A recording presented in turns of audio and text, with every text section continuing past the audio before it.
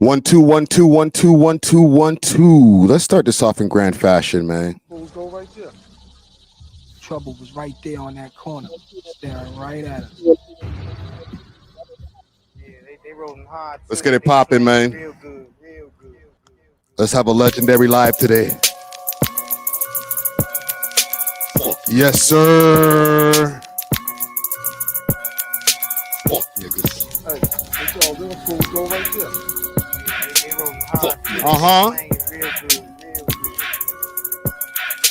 Fuck We back. some niggas I never trust. Cold fuck niggas never coming up. Niggas down on they luck. Niggas Mommy ride gang in the strong. truck. Let me know where you're Undercover from, niggas man. on the other side, but they ride Make the yourself other be niggas. seen. Some niggas I never trust. Cold fuck niggas never coming up. Niggas down on they Up luck. my volume. Niggas ride in the truck. Every side. Turn my mic Undercover up. niggas on the other Turn side, those but they lights ride down. the other niggas. Let's Slide go. in the homicide city in the nighttime. Out for the money, no pity when it's grind time. Uh-huh. Blind spots, check it for the blinky lights. Pinky bright, 50 nights, 50 flights, Ricky lights, sickly lights, strictly white. Get it right, I get it. Legendary, Uh-huh. get it by my damn I self. see Fake you, shit, hereditary, pay in the cemetery. Juice 10 I see you before that. shaking, Trying to bud. stay with money, beat jail. I ain't going Let's back. go. Fuck niggas. Shots fired, who we throwing at? Send shots at niggas who don't rap, they throw 'em back. Ah. I be grinding the trap to provide me a stack with about 20 racks. And I strategize my plans just to get them rubber bands. If you ain't live the street life, it's hard to understand. Speaking Yes, cold sir. on the bones, they alone. I don't trust niggas on the late night eyes out for them fuck niggas. Fuck niggas.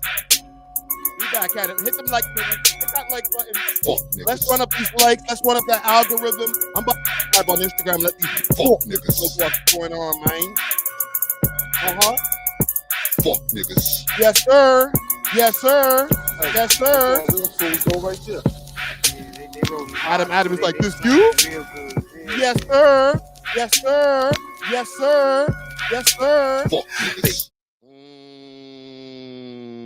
That's enough. That's enough. That's enough. That's enough. That's enough. Where's my music, man? Where's my music? Courtesy of B3. Let me go up on Instagram, man. We back at it, man. Well, if that's me. Of course.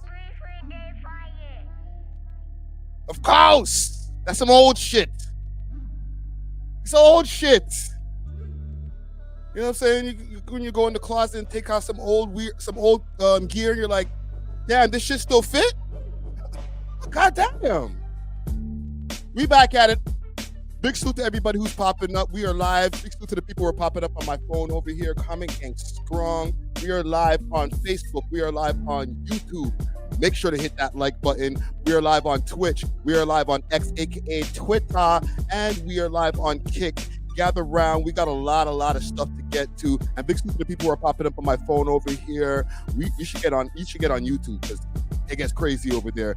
I'm going to be doing a reaction to the new interview that's going to be dropping 6 p.m. tomorrow with Michael Camage, a jury member on the Breonna Warner murder case. So that's something we definitely got to talk about. You know I'm going to address my ops. You know I'm going to address my ops. New op pack alert. Let's go, man. We're going to react to the Mad Russian song. We're going to definitely get into that. We got to talk about the top 5 versus BFR beef that's been heating up. We definitely got to get into that. What else do I got on my list? Trump's been talking mad smack versus Somalia. All right, so we definitely got to get into that for my Somalian brothers out there. Dave Chappelle flops in Edmonton. All right, I don't know how many people are aware of this, but we definitely got to get into that as well. We got some new music segments that we're going to get into. I also want to do a reaction to Toronto's most dangerous hood. Big salute to King B, aka Reed in the Streets. Also, the Kingston Penn warden steps down because of the mental health issues that are going on in there and are not being solved. We got to get behind them walls and see what's going on. So we'll definitely have to get into that as well. And we got to talk about Toronto and whether it's the safest city in the world or not.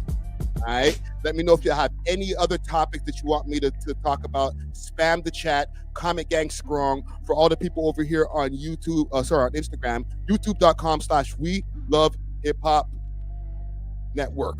Nigga. Let's get it popping, man. Hold on. Let's get this live here. Gang.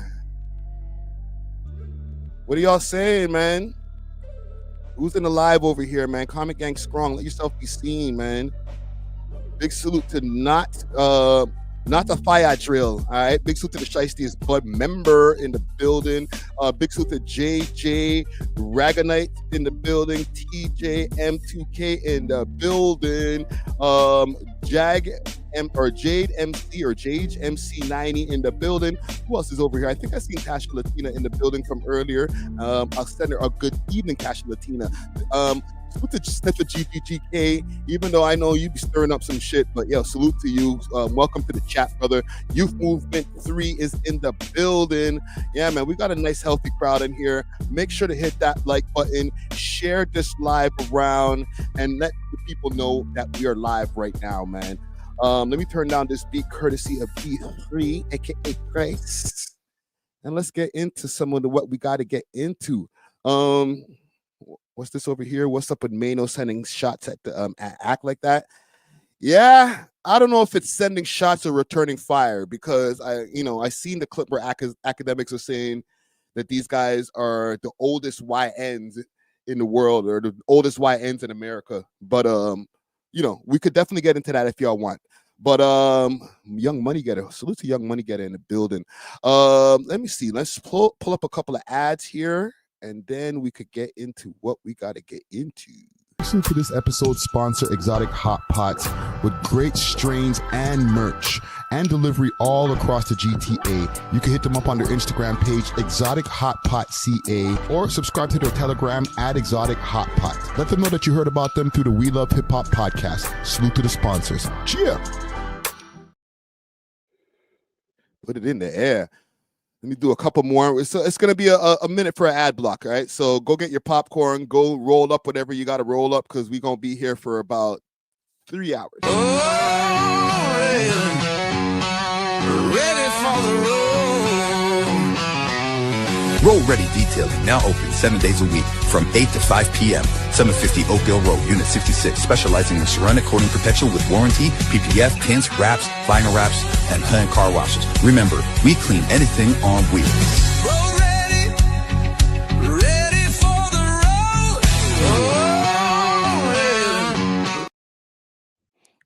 Okay. And last but not least, or a couple more, I want to give a shout out to Kensington Market Dispensary, located at 25 Kensington Market Avenue in Kensington Market. Okay, they have over 25 different strains to choose from, and a smelling station for you to check out before you do your purchasing. They got real gas as low as $5 grams, and you can get a P for like $10.50.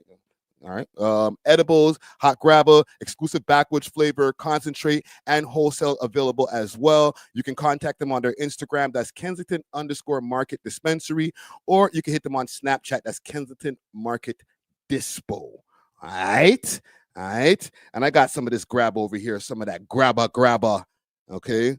Grabber. For other people in the city who know that grabber, this shit is hot. All right, hit them up on Instagram. That's grabber, and they'll hit you with some delivery. Send some shakers. They got like different ways that of the grabber. I could pull up a pack later on, but big salute to all the sponsors, man. We blessed over here. We blessed. But I should. What do we want to get into first? Let me think about this. Let's get into this interview that I have dropping tomorrow. Okay, big salute to Michael Cammage. All right, so let me show you how this went down. Now, Michael Cammage, he is a juror for the Breonna Warner murder case. Now, for the people who don't know who Breonna Warner is, she was found guilty of first-degree murder, or the first-degree murder of A.W.O.L SK, R.I.P. to A.W.O.L SK, or J. Parker Ford. He was murdered back in 2022, or the end of 2022. A lot of people thought that it was his ops. He's representing the Orton Park area of Scarborough. Okay, so that area comes with a lot of different ops and stuff like that. And a lot of people were thinking, holy shit, man, the ops got him. They thought it was a man-on-man type thing. And then, lo and behold, it was revealed after her arrest that it was his girlfriend that was responsible, or was accused of the shooting. And then after about 2 years in custody, and then the whole trial, it came to be that she was found guilty of first-degree murder. And it was kind of gruesome the way it was done too, because it's like she kind of shot him in the back of the head, and just, it was a weird setup. You know what I mean? Tried to lure him in, try to link up for like a sneaky link, and then when they finally linked up, she shot him in the back of the head.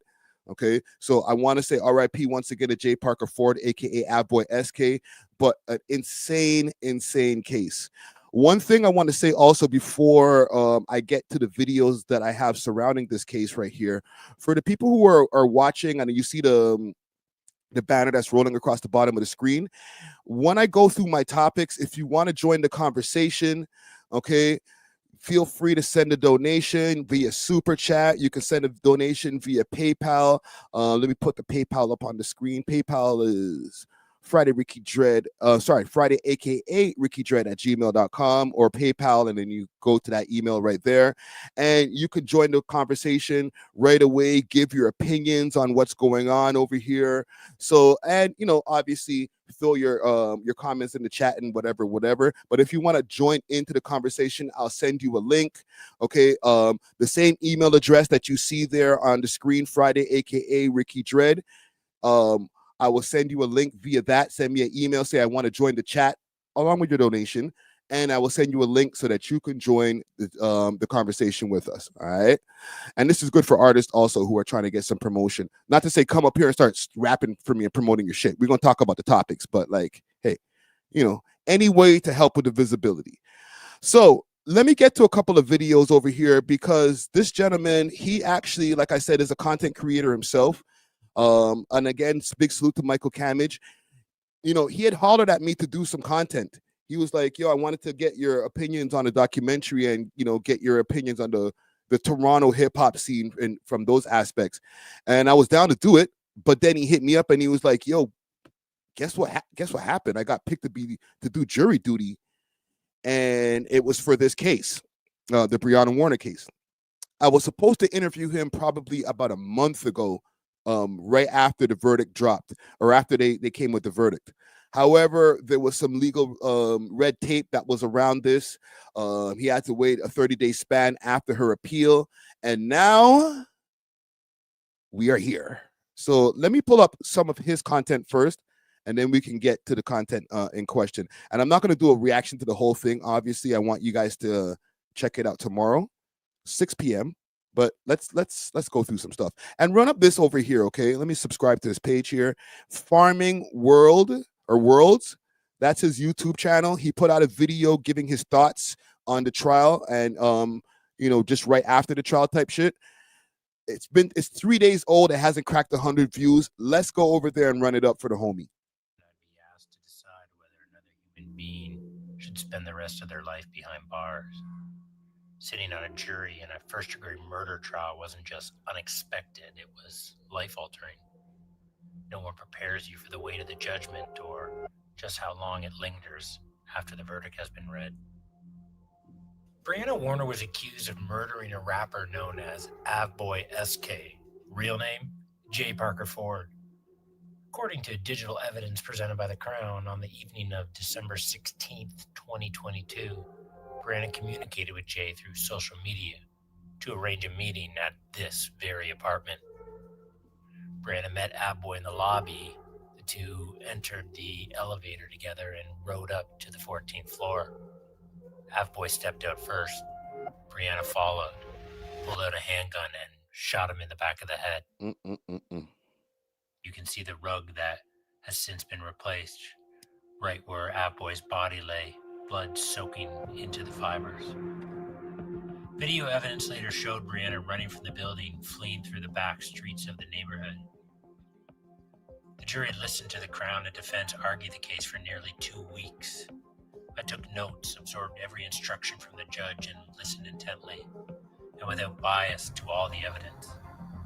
Jury duty was surreal. Let me just pull this back a bit. This is like they're showing the entry points. This is a video of the surveillance of her walking away from the scene, not running away from the scene, walking. Crown and defense argued the case for nearly 2 weeks.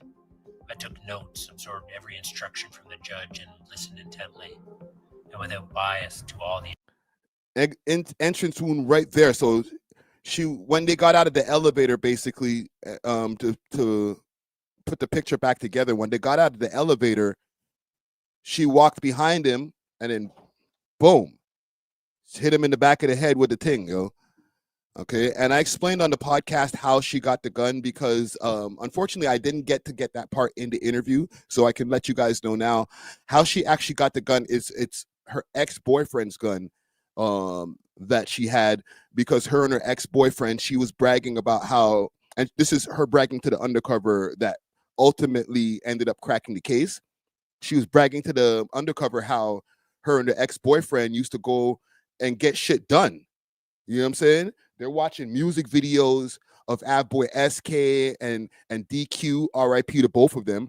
They're watching music videos of these guys, and she's like, them niggas ain't real. I'm the real shit. You know, I go on I'm the one, the real driller type shit. You know what I'm saying? I'm paraphrasing. I'm not saying exactly what happened in the court. I'm just paraphrasing of what the conversation could have been like. But she was talking her shit. And she mentioned about how, like, there was, you know, her and her ex might have done some things. She didn't say specifically that she didn't incriminate her ex, but her ex is already in jail, I guess, from whatever he got going on. And from that time, I guess he left the burner with her because they used to do doing things together. And that's how she got the gun. Because we were like, yo, how did Shorty get the gun? And how did she get her ex-boyfriend's gun? That's what we were wondering. It's like, not okay, anybody, she can go buy a gun from anybody, but like, how did she get her ex-boyfriend's gun? Was like X-Files type sounds, you know what I'm saying? Hold on, I actually have X-Files sounds. I'm late on the sound effects here today, guys. My bad.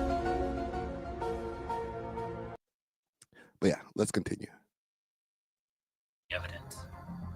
Jury duty was surreal. Everyone in the courtroom rises when you walk in. All eyes are on you.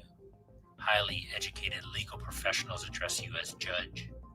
The Crown's biggest piece of evidence came from an undercover officer named TJ, who befriended Brianna for a period following the death of Jay Parker. While testifying, TJ was hidden from the public behind a screen. On April 6th, TJ gave a ride to Brianna and her mother in her vehicle.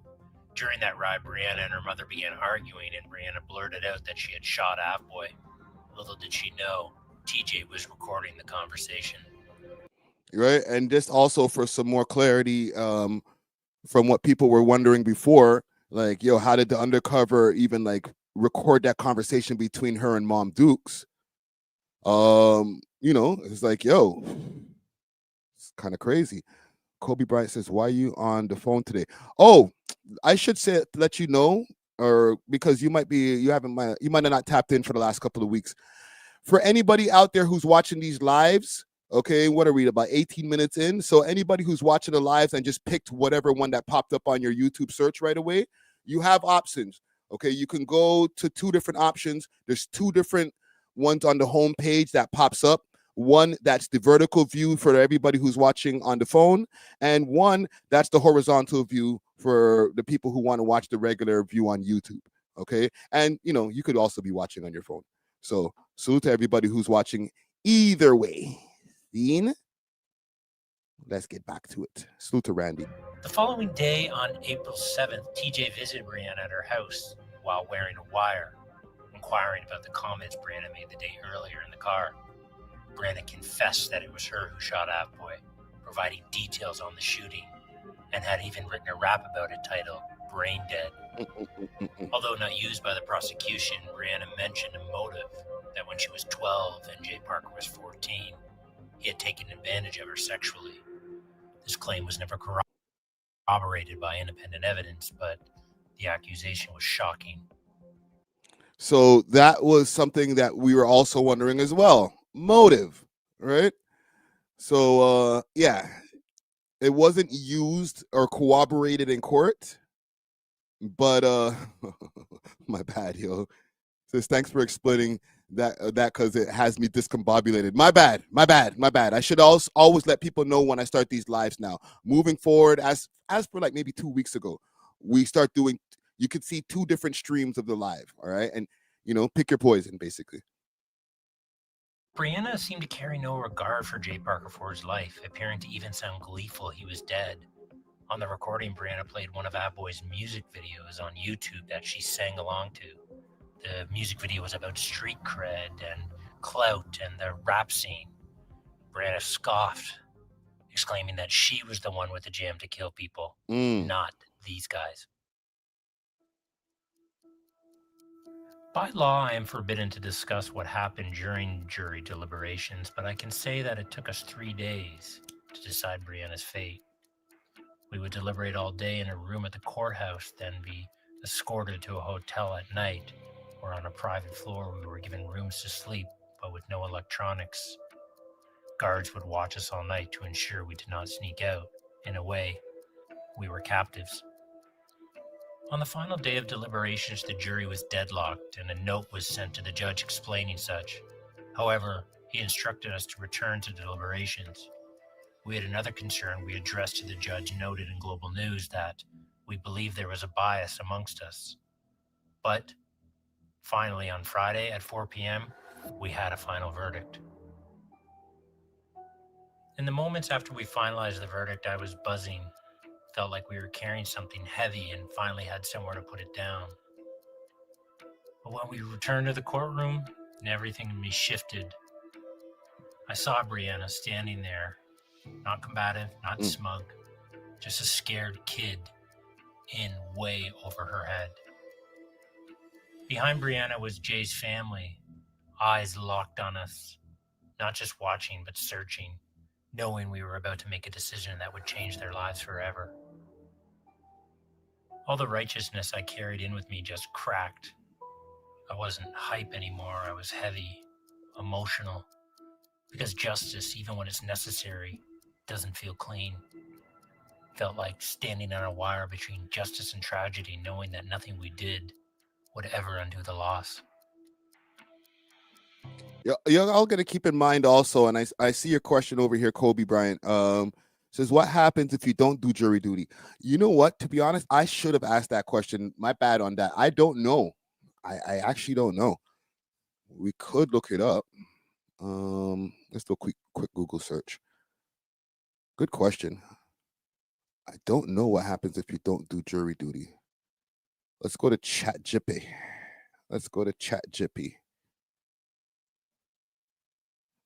What happens if you refuse? I'm gonna put in Canada also because we got to be specific. Refuse jury duty in Canada. My bad.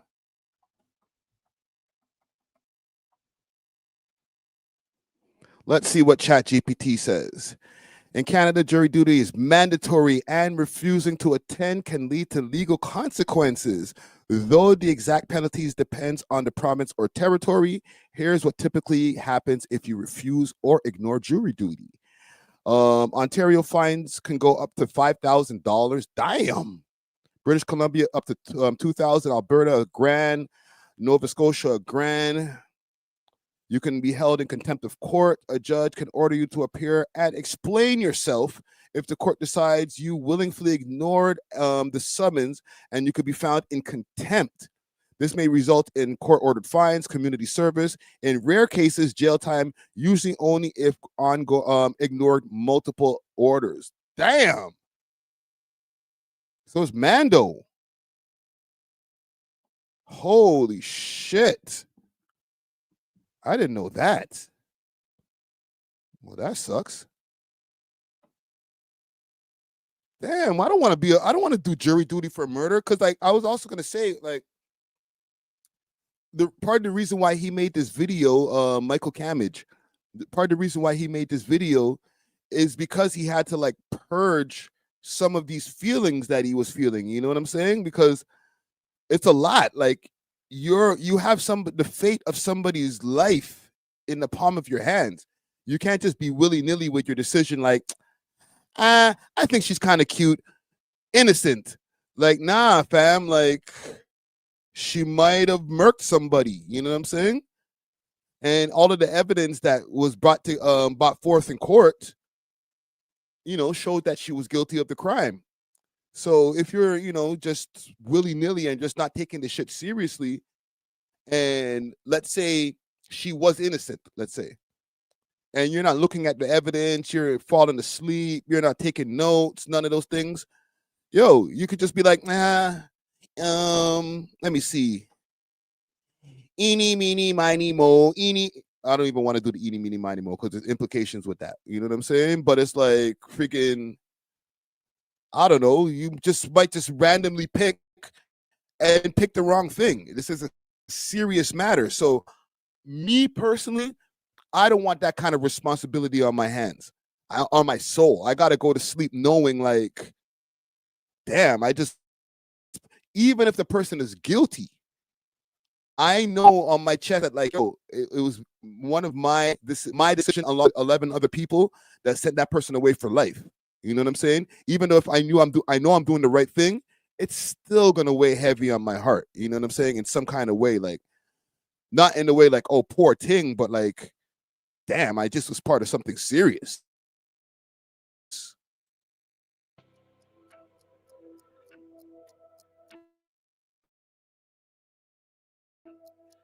During the trial, Brianna had little resentment by the way her actions hit her like a freight train. She froze in fear as the life she knew was over. There were no fans on her side, no cheerleaders or autograph seekers, just her mother in tears watching her baby sentenced to life in prison. Brianna also took something from each member of the jury, forcing 12 unwilling members of the public to make the impossible decision of breaking the hearts of the victim's family or taking away Brianna's life. When I stepped outside after the verdict, I didn't know what to do or where to go.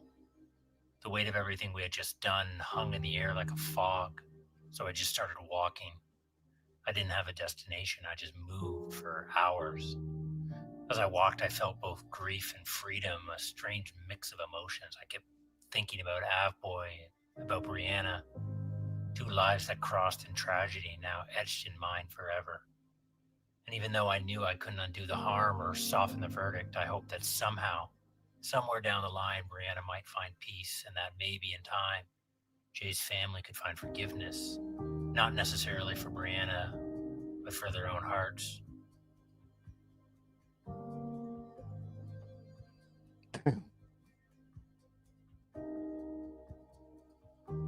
Yeah, man. Big salute to Michael Camage. So if we go over to the We Love Hip Hop network channel, and big salute to the members, and I seen a few people said they were gifted some membership. See, look, there's two different lives that are popping up on the screen here. So that's what's going on.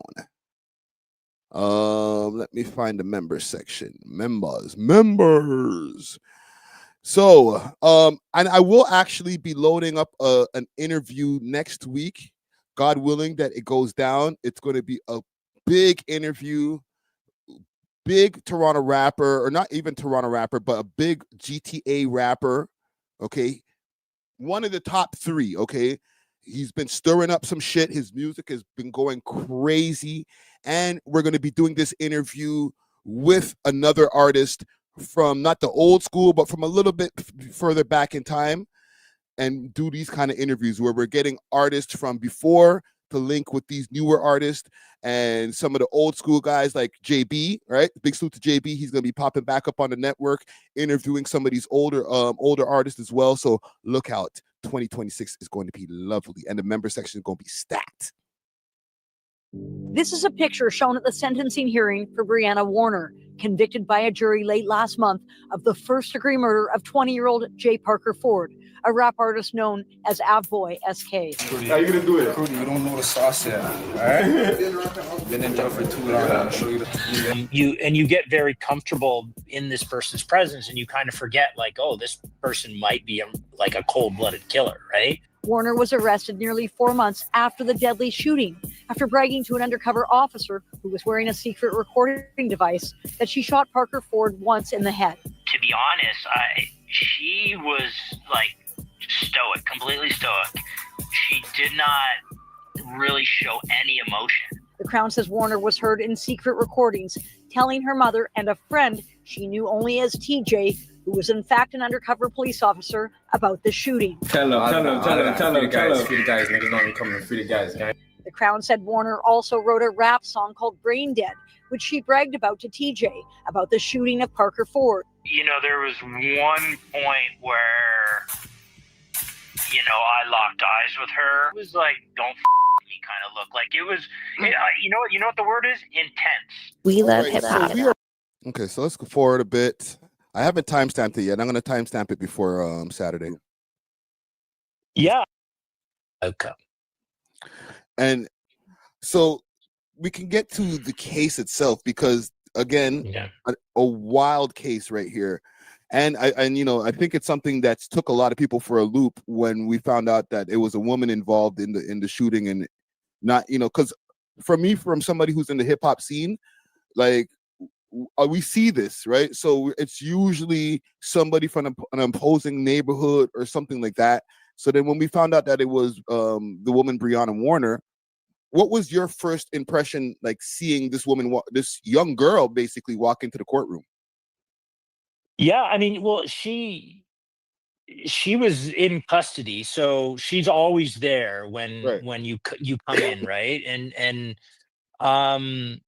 yeah, I mean, it was shocking, right? Like you don't really know what to think. You're like, wait, a woman is charged with first-degree murder, and she was so young, you know, and she's a good-looking girl, and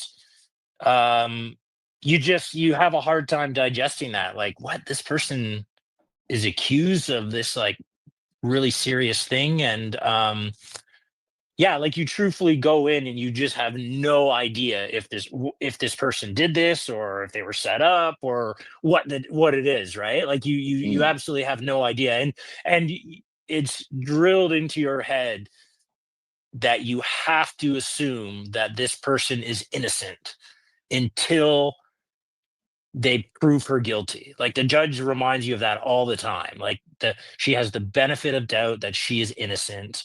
And so you assume that, right? Until the evidence starts coming out and the Crown presents their case. And then you're like, So I put a poll up because, and listen, RIP once again to Boy SK.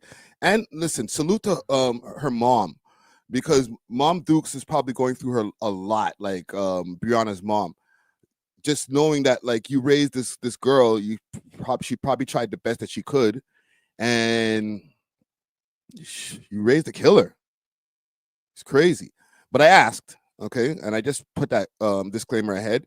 Would you date a convicted murderer baddie? Okay, because from the pictures that have been popping up of her, she's not like, for the YNs over there, she's not some little a 6. She's more like a set, maybe like I'll give her an 8 and a 9 if I'm like one of these little YNs out there. You know what I'm saying? There's pictures of her all done up and shit, right? When she comes home, she gonna be, if she comes home, she's gonna be 45. You feel me? She's gonna be sitting in there, preserving, not getting older. Like you see a lot of people when they come home. Look at Max B. Max B, obviously he looks older, he's aged, but he hasn't aged that much. So you go sit and do a bid. Let's say she gets a parole, which she probably won't. She comes home after 25 years. She's gonna be 46, 47. All right? She's gonna go live the rest of her life. She's gonna get, listen, Carla Homolka I think Carla Homolka is married. All right? So I'm just asking. I'm not trying to make light or anything like that, but I'm just asking. What do you mean preserving what? Kobe Bryant said preserving what? Stressed like crazy, looking mash up? Not necessarily, because obviously it's a stressful situation that you're going to be in, and we're going to get into it in this interview, or he will explain when you guys see the interview tomorrow, that she looked stressed. This is something that fucked her up when the verdict came in, right? But then it says she has kids too. Does she have kids, or is she pregnant? Because right now there's a rumor going around on Reddit Or I don't know if it's a rumor. I think it's came out of the court documents. Let's go to the Reddits. They're saying that Shorty was pregnant. Let's see. This is from yesterday, so bear with me. We'll find it. We'll find it.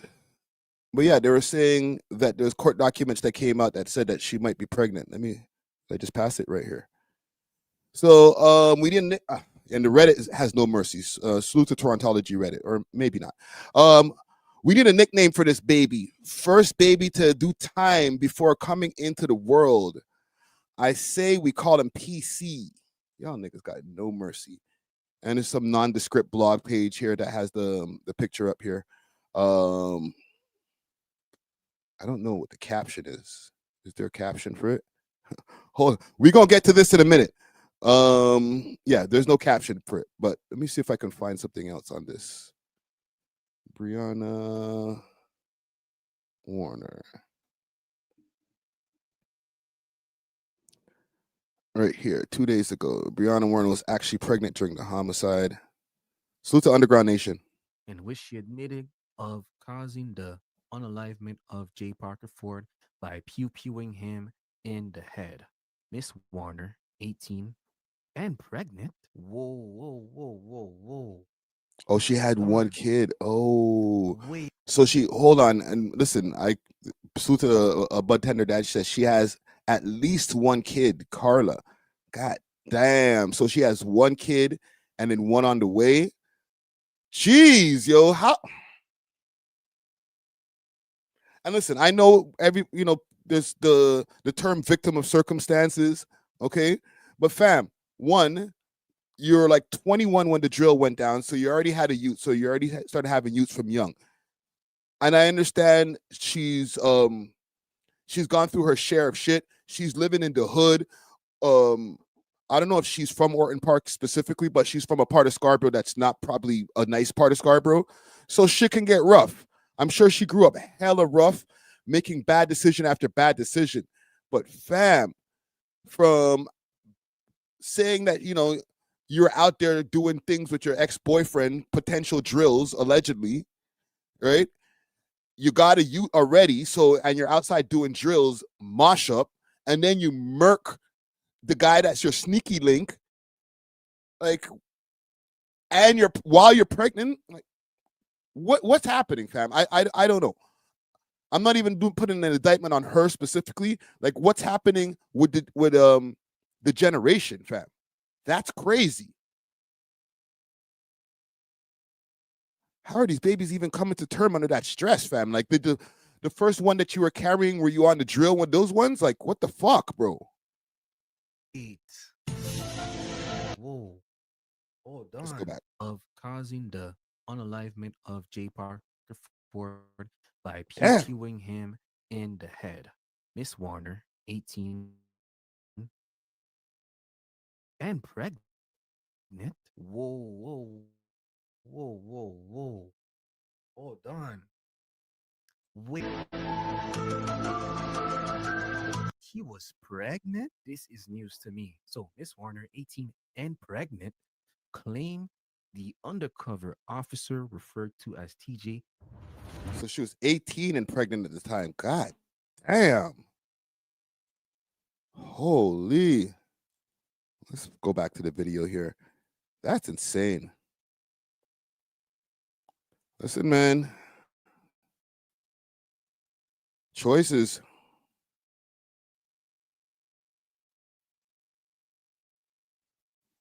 Let's go forward a bit. It's dropping tomorrow, 6 p.m. I put this on Instagram, so I could play this clip. And it was real. Like, I believe it 100%. It was during her like confession to the undercover, so it was, yeah. That happened. That happened. Wow, man. And what about demeanor? You're seeing her day after day. Is she stoic? Is she emotional? Like, what's her? Big thanks to Keepsake Solid for the repost. Me and her throughout the trial. Yeah, that's a great question. And to be honest, she was like stoic, completely stoic. She did not really show any emotion. God damn. She, there was one point where, I locked eyes with her because you get used to it. You're like in a room with her for 10 hours a day, right? Like, Right. you get very comfortable in this person's presence, and you kind of forget, like, oh, this person might be like a cold-blooded killer, right? But there was one moment where I do remember, like, she looked over and we locked eyes, and I was, I was like looking into her eyes, and she was looking right into my eyes, and it was like unsettling. Like there was something just, I'd be presumptuous to say like she looked like a killer or whatever, but there was like something a bit frightening about her. You know what I mean? And I was kind of like, I'm not going to look away. And then she Look was just away, not bro. looking away. And then finally I just kind of looked away. And her lawyer like said something to her after. It was like, don't, you can't show any emotion. You don't want to kind of like give a bad impression of yourself. So, I don't know what's going on. Okay, there we go. but otherwise, man, she didn't say anything. She just sat there and was like, yeah, it was like out of body for her, I think. Wow. I need to stay on that just for a quick second. Like when you guys locked eyes, right? There's different. I ain't gonna lie. When he was telling me that story, my heart was beating a little bit. Like, damn, that's intense, fam. Facial expressions that somebody may have. They might have that a somber facial expression, like, "Why am I here?" Or they might have that facial expression, like, "I'm looking at you, man." That was the one. That was the one, eh? That was the one, man. Yeah, it was like, don't fuck with me kind of look. Like it was, you know what the word is? Intense. It was intense. But again, like when you're in that position in the court. Okay, play one more part, and then we're gonna get to the shits. Yeah, and Brianna's like, sure, and then she's right here. Hold on, I want to find the rap part. Is it here? Where they talk about the music videos? It could be around here. He was. Yeah. So how that works is because that was sort of the big evidence for the Crown. And Jay Parker, his mom was consistently there, and there was a couple guys that were consistently there. I don't know if they were family members or friends. Like you don't speak to them, but Jay Parker seemed to have like a consistent group of people coming, to watch the trial. It's around here. So because they had to prove to us, beyond reasonable doubt, like this Snapchat account belonged to her, and that was the one messaging Jay Parker that night, and because she had, I'm assuming, deleted everything, right?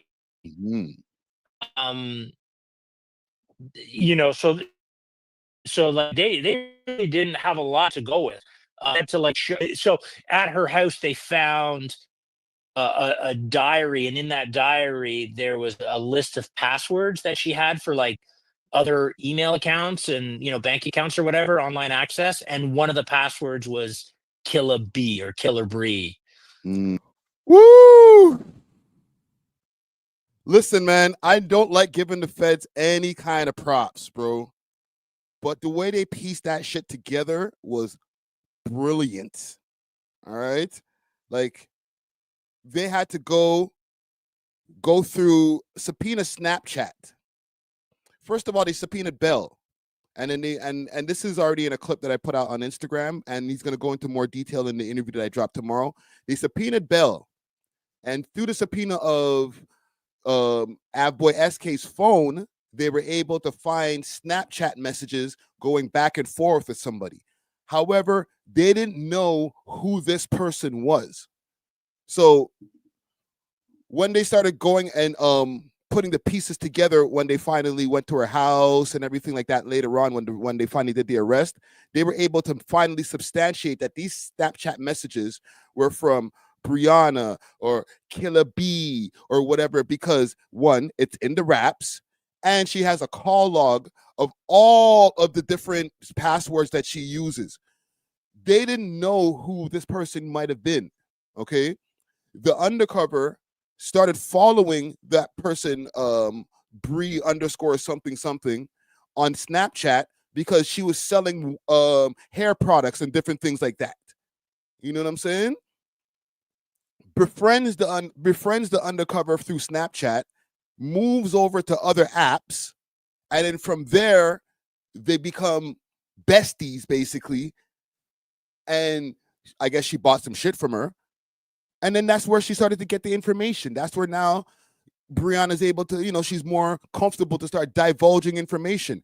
A friend that she met on Snapchat. But this friend was planted by the boy them because they needed to find out who's this girl on Snapchat that was talking to Av-Boy SK, and that the conversation ended at 3:43 before he died at 4 and change in the morning. I don't know, bro. Like, they didn't take a snitch this time to be able to figure the shit out. And usually it's always like, oh, we had one informant, and then the informant just spilled the beans. And it's like, nah, not this time. This time they were using their brain. Holy. Let me just play a little bit more of this, because that shit to me blew my mind. And so, and then that was in the rap. So it's like, oh, okay, wait, this is her.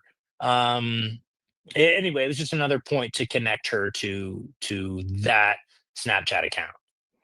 Yeah, and it seems that, like, with all the pieces that they were putting together, you know, Snapchat was the joining or the glue that really brought everything together. If this happens and this happened and it connects back to the Snapchat, then we have the person.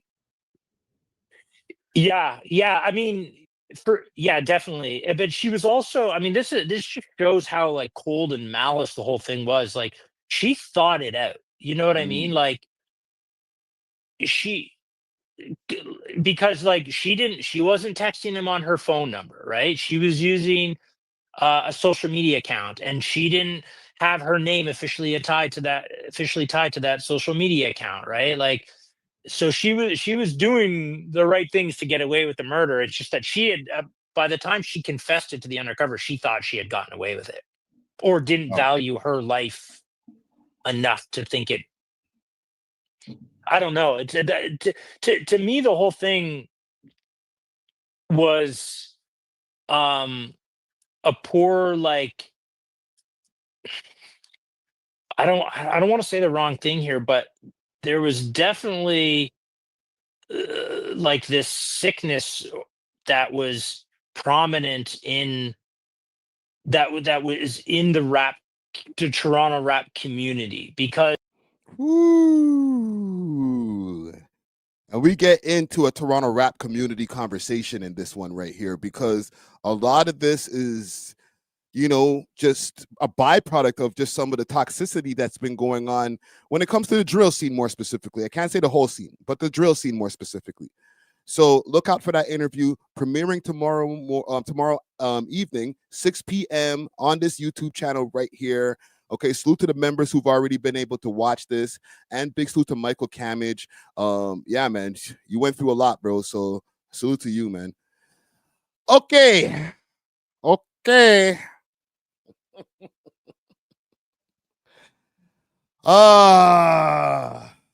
Let's get to what we got to get to. So I got another diss song sent at the boy Friday, Ricky Dread, Uncle Friday, freaking old head, old back, old foot Friday.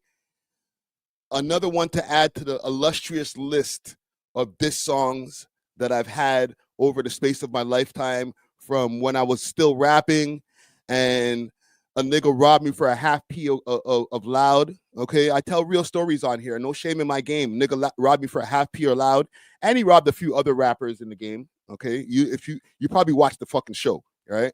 Suck my dick, nigga. Pause. But that nigga dissed me back in the days. Big salute to Nessia. Nessia dissed me. She had a whole F Friday song. Shit went crazy on that Ether beat. Fuck Friday. And now it has emerged. The Ether of the century has now dropped, where the Mad Russian, aka the creator of the Real Toronto DVD, has dissed your boy. He sent a shot at your boy. So let's go through it. Let's go through the lore. And then let's do this. Let's do this. Let's play a little bit of the song first. And then we can go do a little bit of reverse engineering, go through the lore, and then do it that way. You know what I'm saying? Let's have a good time. All right? I promise no rants are on the way. So let me see if I can find that again over here on the Reddits. It's shine time, my nigga. You want to go viral, right? Let's see what we can find. Let's find this ether. Let's find this lyrical barrage, the madness of the Mad Russian. Let's see. Don't worry, gang. It's worth it. We're almost there. We are almost there. Here we go. Here we go. Friday, what are you saying? What are you saying, broski?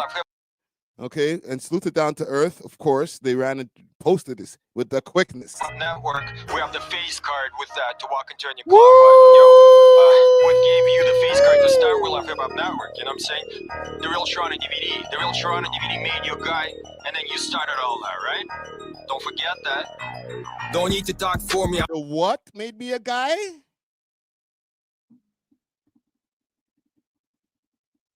We didn't even get to the raps yet. Damn, bro. Ether from the intro. DVD. The Real Toronto DVD made you a guy, and then you.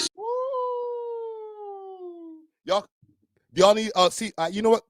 I don't even have to ask. They already put the subtitles. His Russian accent is a little bit thick, so you might not understand the English words that are coming out of his mouth. Say it again, nigga. Gave you the face card to start We Love Hip Hop. Oh, he gave me the face card to start We Love Hip Hop. Thank you, sir. Thank you. I needed that. Network, you know what I'm saying? The Real Toronto DVD. The Real Toronto DVD made you a guy, and then you started all that, right? Don't forget that. Don't need to talk for me, I ain't looking for PR. I don't make connect from Russia to DR. Talking about I ain't do shit except my DVD. I was busy being a father. Talk about I ain't do shit except my DVD. Say it again, nigga. From Russia to DR, talking about I ain't do shit except my DVD. I was busy being a father and you 50 child free. Real Damn, he was busy being a father and I'm 50 child free. Damn, nigga. Trying to go viral ain't for you to floss. You promoted yourself. I made PK look soft. You keep your drinking habit, but what about the weed? Switch one for the other. Still dependency to me. I'd retire. Oh my God. Gang, hold on. Maybe I should start a poll. Let me start a poll. Okay, we want to have to run this a few times. Okay, because you got to understand, all right, gang? The man hasn't really done much since the Real Toronto DVD. I know it's the 20-year anniversary, okay? And I'm going to respect that it's the 20-year anniversary, all right? 20 years ago, for the people who don't know, and let me just ask this poll here, is Mad Russian spitting hot fire? Fire! Dylan. Okay. Once upon a time, he made a DVD, all right?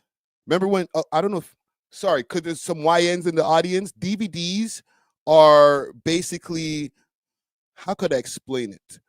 If you took Netflix and put it onto one Netflix movie and put it onto a box and then stuck it into another bigger box, or the DVDs, actually those were little CDs. Okay, so if you took a Netflix show, put it onto a CD, and then you had to buy a big ass box so that you could put that CD into it, that is what a DVD player is. Okay, kids? Just for the people who don't know. That's what a DVD is. Eyes and shaving balls, brother? Are you a G? Shows you'll turn into a clown if it gets you on TV. Like Trudeau, you could require. Your Tita lingo's whack. In the past, instead of fuck, you would say top of. Don't do it. Don't do it. Don't do it. Like Trudeau, you could require. Your Tita lingo's whack. In the past, instead of fuck, you would say top of. Oh, nigga. Got me with that, man. Got him. I'm sorry, gang. I gotta play the hot fire for you, bro. I gotta play the hot fire for you. You see what he said to me? Because he put the subtitles there, just in case you can't get through the thick Russian accent. He said, like Trudeau, you Quebecois, your T-dot lingo is whack. In the past, instead of fruk, you were saying tabernacle.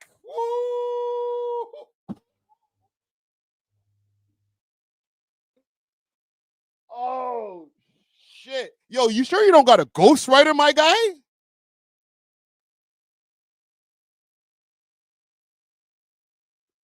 Somebody must have ghostwritten that one for him. That one was too hard. That one was too hard, fam. We got to go check the pen. We got to go check the credits. If a girl throws up on my show, that won't make the cut. Hot takes for the box, eh? But not. What? Listen, nigga, don't drink too much before you go to the studio. I know when we did the interview, you're slurring your words about halfway through. You were like, yo, Friday, you want to drink? I'm like, nah, bro. I don't know if you've been following. I stopped drinking like back in 2010, 2011 type shit. Like, okay, well, I made a DVD one time. Look. And by the time we got 30 minutes into the interview, it was like, it sounded like this. Make the cut. Hot takes for the box, eh? But not call you a nung. What? What the fuck did you just say, broski? What did you say? I'm glad they put the subtitles. Let's put it back. If a girl throws up on my show, that won't make the cut. Hot takes for them bucks, eh? But Nav called you unk. What the fuck are you saying, bro? Are you just blibber blabbering, bro? You're just saying words now, bro. I understand a girl did throw up on my show. And here's what it is. It's that virtue signaling old head bullshit. Oh, I'm a man of integrity in the streets. So mans of integrity wouldn't do certain things like that. That's why, man, we don't really rate you like that. Because if that was me that was in your position, I would never put out a girl throwing up. I would never interview a Sagittarius shawty. I would never. Well, guess what? You ain't fucking me. All right? You don't like money, nigga. All you old heads who like to be like, oh, Friday ain't got no integrity. He just likes to be posting fuckery and tay. You the same niggas that I talked about before who like to trick people out their position. Because if that was you and you were making all the decisions, guess what? The network would have fucking failed. Just like the shit you doing now. Jesus Christ. These niggas, bro. Nigga makes one DVD and he think he got the world in his palm of his hand, bro. Calm down, my nigga. Is this what you're talking about? What a rook. We used to throw events. So like we perform on maybe 19, you see lean, like you see it, right? So yeah. But you see it, but I'm buttoning down on blood, whatever, Russian cream. But for you, it more looks like it's that raw. If you don't want to talk about it, it's cool, but Feels it? You good? You all right? Oh, let's go to the washroom. You all right? You all right? You need a second? Oh, give her some time. You want to go with her? Sure. Oh no. Wow, what a monster I am. Holy shit. Oh my God, you put a girl throwing up on, you know, let's go back to the song because this guy's going to piss me off. Let's go to his YouTube channel.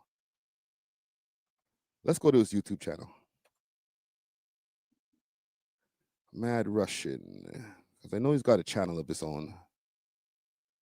Oh, it's called Real Toronto. Obviously. The Real Toronto. It's funny because it's like, oh, I gave you your face card. Oh, you're out here. That's the only thing that got you lit out here. My nigga, you still stay talking about this shit like as if this is the only thing that you can talk about that you got any accolades from, when half of the time when niggas bring this shit up, niggas is like, oh, that same shit that got all the niggas locked up, even though it didn't. That's the impression that most old heads have of you, my nigga. So calm down. To a clown that forgets you're on TV, like Shador you could require. You cheat a lingo's whack. In the past instead of fuck, you would say tabernacle. If a girl was up on my show, that won't make the cut. Hot takes for them box, eh? But not call you a nun. Why provoke top 5? If you're gonna cop out, making content by lifers might make you crop out. Huh? Why you provoke top 5 if you're gonna cop out? Making content about lifers might make you crop out. Oh, we might have to decipher the bars today. Oh, lyrical genius breakdown. Holy.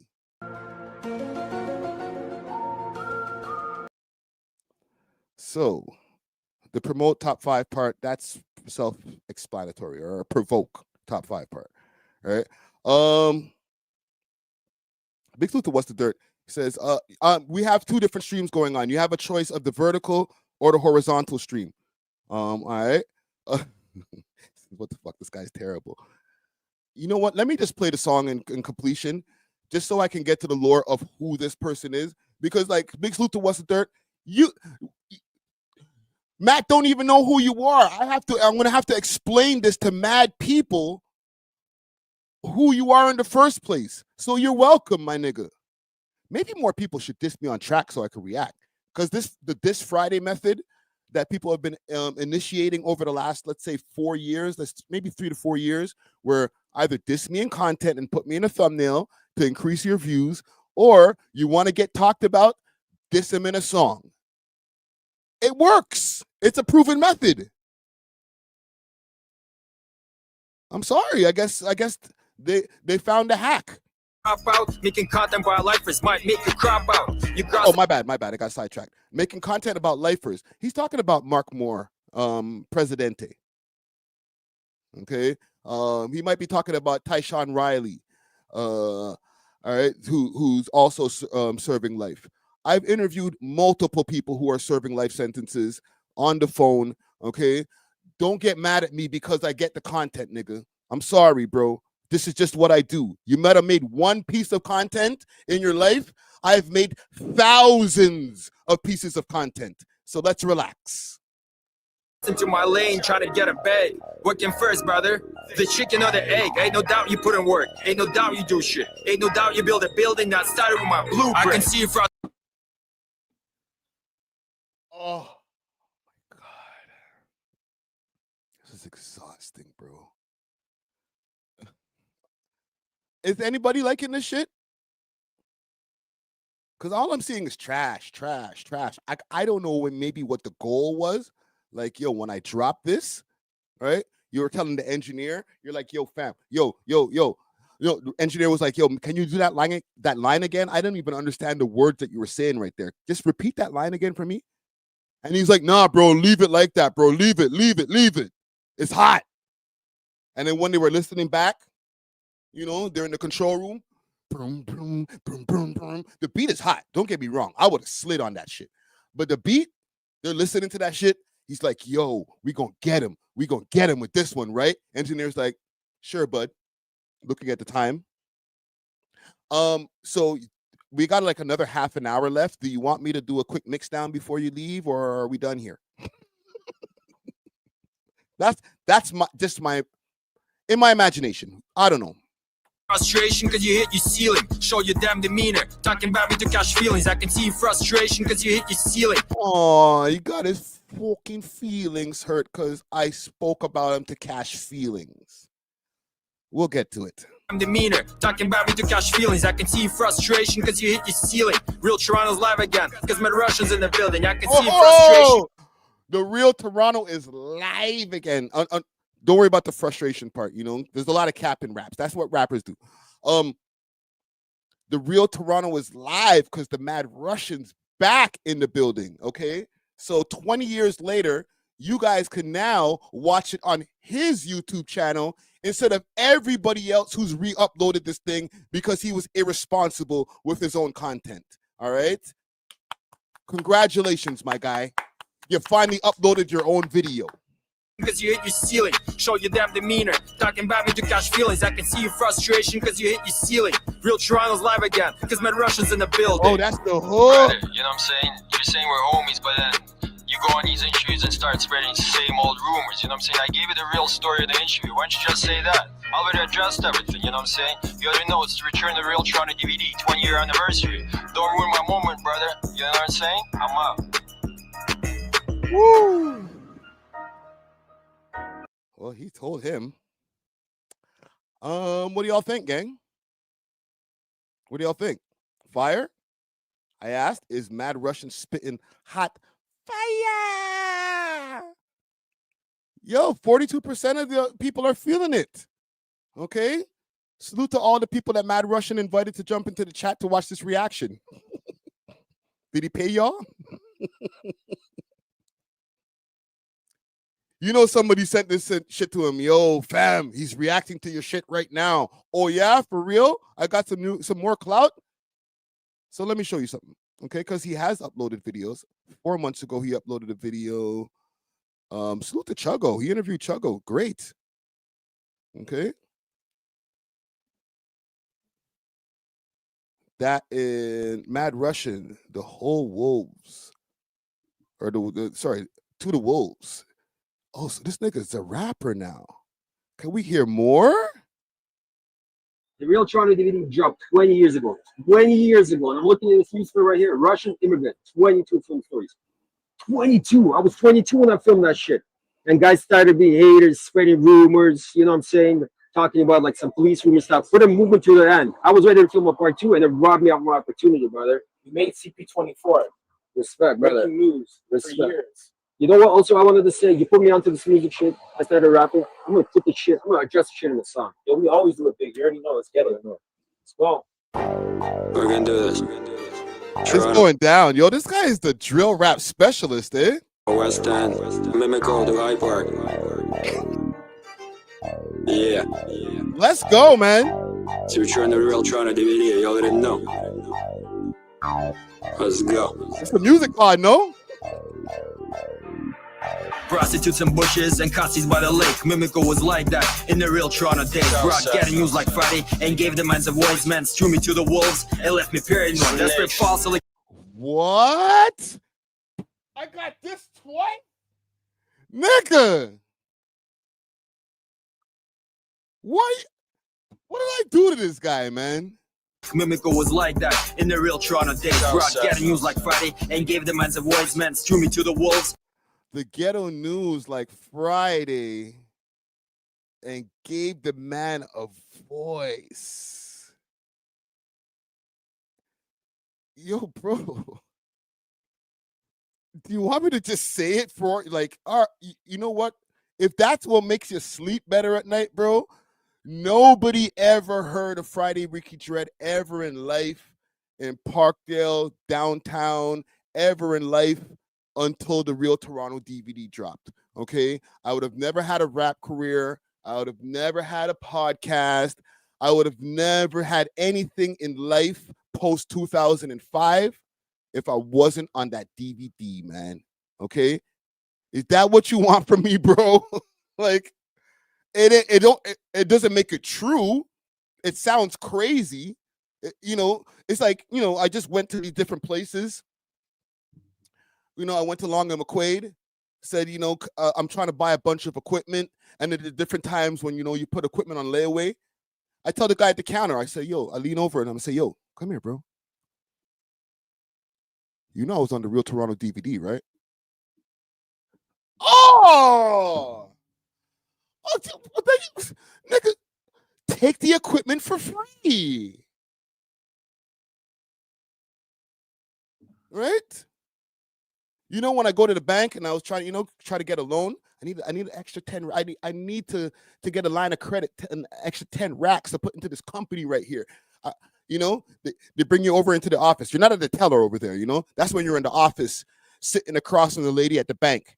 I lean over to her, you know. I said, yo, I said, lady, come here. Look at me. I need this loan. I was on the Real Toronto DVD. Oh, why didn't you say that when you walked into the bank? We would have let you go into the safe. My bad. It left me paranoid, desperate false allegations. But no, they didn't stick. You gon' fuck your mom pussy before I turn to snitch. Russian serious man, but we be having fun. They want plays guitar when he not loading gun. Yes, I see. And listen, my youth. I don't want to hear no tough guy talk after this shit, okay? After, oh, so what, Friday when I see you was on site, yo, fuck off, bro. You made a song about me. Now I'm going to clown you, run it up, clip this into another piece of another segment and make my cash. So don't get mad because I don't rap no more and I'm not going to respond in a song. I seen everybody in the comments like, oh, so what?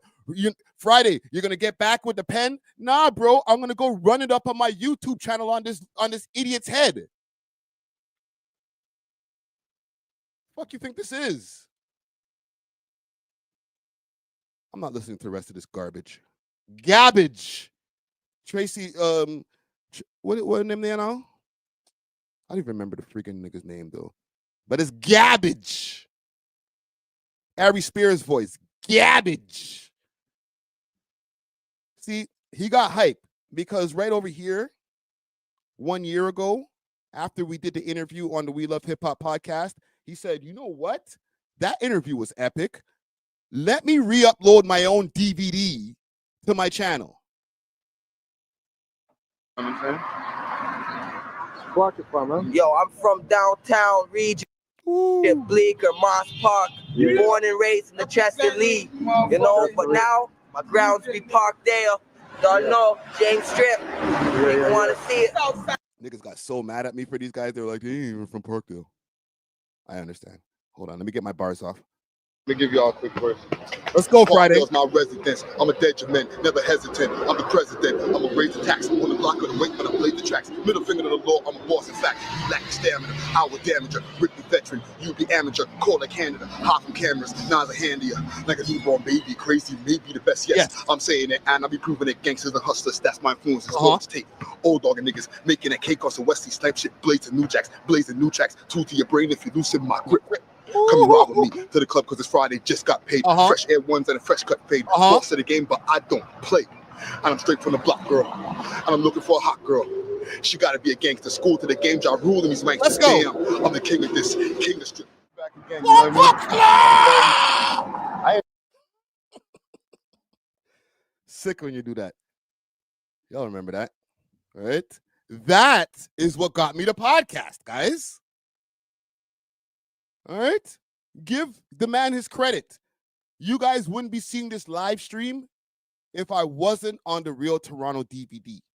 Okay? I would have never even had the idea of making a podcast if it wasn't for the Real Toronto DVD. All right? If it wasn't for the Mad Russian being born, coming and immigrating to Canada and making this DVD that was so legendary that everybody to this day is still showering him with money and praise, saying, you know what? That DVD that you made back in the days that made the whole city hot and everybody worrying about going to jail, that one right there, that you right there, you want to drink, my nigga? Get this guy a bottle. Get him a bottle. Niggas almost got locked up behind his name. Get him a bottle. Holy. This is what you wanted, right? Maybe this is what pissed him off. Let me go back in my history. Let's go back to Pastor Rick. You know what it was? I know what it was. Okay, we can go to the root. One hit wonder. Facts, Carol. Crazy one hit wonder. Man makes one DVD and it's like, broski, pay homage to me for life. For life. Let's go to the Relentless Diaries page. Da-da-da. It wasn't that far back. I was only there maybe about a month ago. There we go.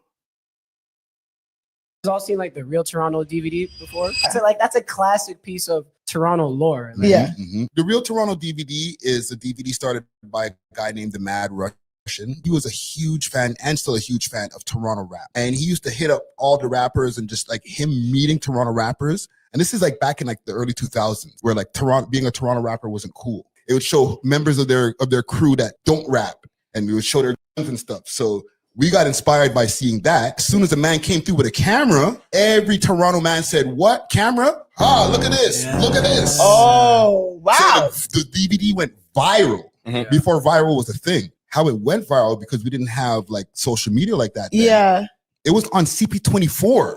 There was a video of the police chief. They're showing the camera from the back of his head, watching a television. With the Real Toronto one. A lot of them were getting locked up. Right, because of that DVD. Yeah. There was one scene when these guys were like, yo, see this apartment right here? A snitch lives right here. See the garbage in front of his door? He can't even put his garbage out in the chute, yo, because he's a snitch. We don't let him come out of his crib. And it was like, oh my. So here, real Mad Russian in the comments here. At Friday Ricky Dread, in the hell out of me that whole day. That was like back November 7th. Okay, so almost a month ago. Man, like I said, rinsing my content for 20 years now. Come on. And the podcast, I got on the podcast, I go no idea. I guess it's supposed to say I got. Oh, say my bad. I got no idea who you mans are. Well, maybe you should be paying more attention to what's going on in the scene out here, fam. Relentless Diaries does well out here, bro. And just because you, the creator of the Real Toronto DVD, doesn't know who the Relentless Diaries podcast is, doesn't invalidate who they are, bro. They don't know who the fuck you are neither. This is why your spokesman has to go around and explain shit because nobody's inviting to you to shit because nobody gives a fuck. I'm sorry to give the harsh reality to you. Maybe I should have DM'd you and told you, nobody cares, bro. Okay, you made the DVD 20 years ago. It's goated. I'm not even going to take that away from it. But nobody cares, bro. Not to the point where they're just going to keep on bringing you on everybody's podcast over and over and over again. Yo, tell us that story again when you made that DVD 20 years ago. No, nigga. Tell me what you just did the other day. I just showed the audience an interview that I conducted this week. Show me what you did yesterday. What have you done for me lately? Fuck all that 20 years ago shit. That's that old head problem. Oh, well, you know, back in the days, I was the quarterback of the football team. Nigga, nobody cares in 2025. That's a super idiot thing, bro. You know what? You needed to do it, you needed to do this better. And I might get copyrighted for this. Let me see if I can find Nessia. There we go. Look at the SEO on this. Look at the SEO on this. This is what you're supposed to. Oh, and 6buzz put it on their page too. 6buzz, you ain't low for that. But this is what you're supposed to do. The thing is with this rap shit, right? I don't know when to say when. Here I am on the mic. Washed up. I know. I'm not trying to toot my own horn. I quit rapping. People just want to put you on What's watch the you next pretty. year? Okay? Remember, they're We not gonna cool tell now. me I'm not better than a fucking number rapper. She's from Toronto here. She lives in Brampton. She was raised in Brampton. Did you look her? Did you try to make Did you? Using my sound bites. Anything to her either that you liked her? That you liked her? You needed. Or that you were gonna fuck her? Yeah. If you're gonna diss me properly, fam. This is why I podcast. Let's go. What's up, niggas? Man, I know you ain't talking about me, dog. You been on my clip. All you do is talk shit for clout.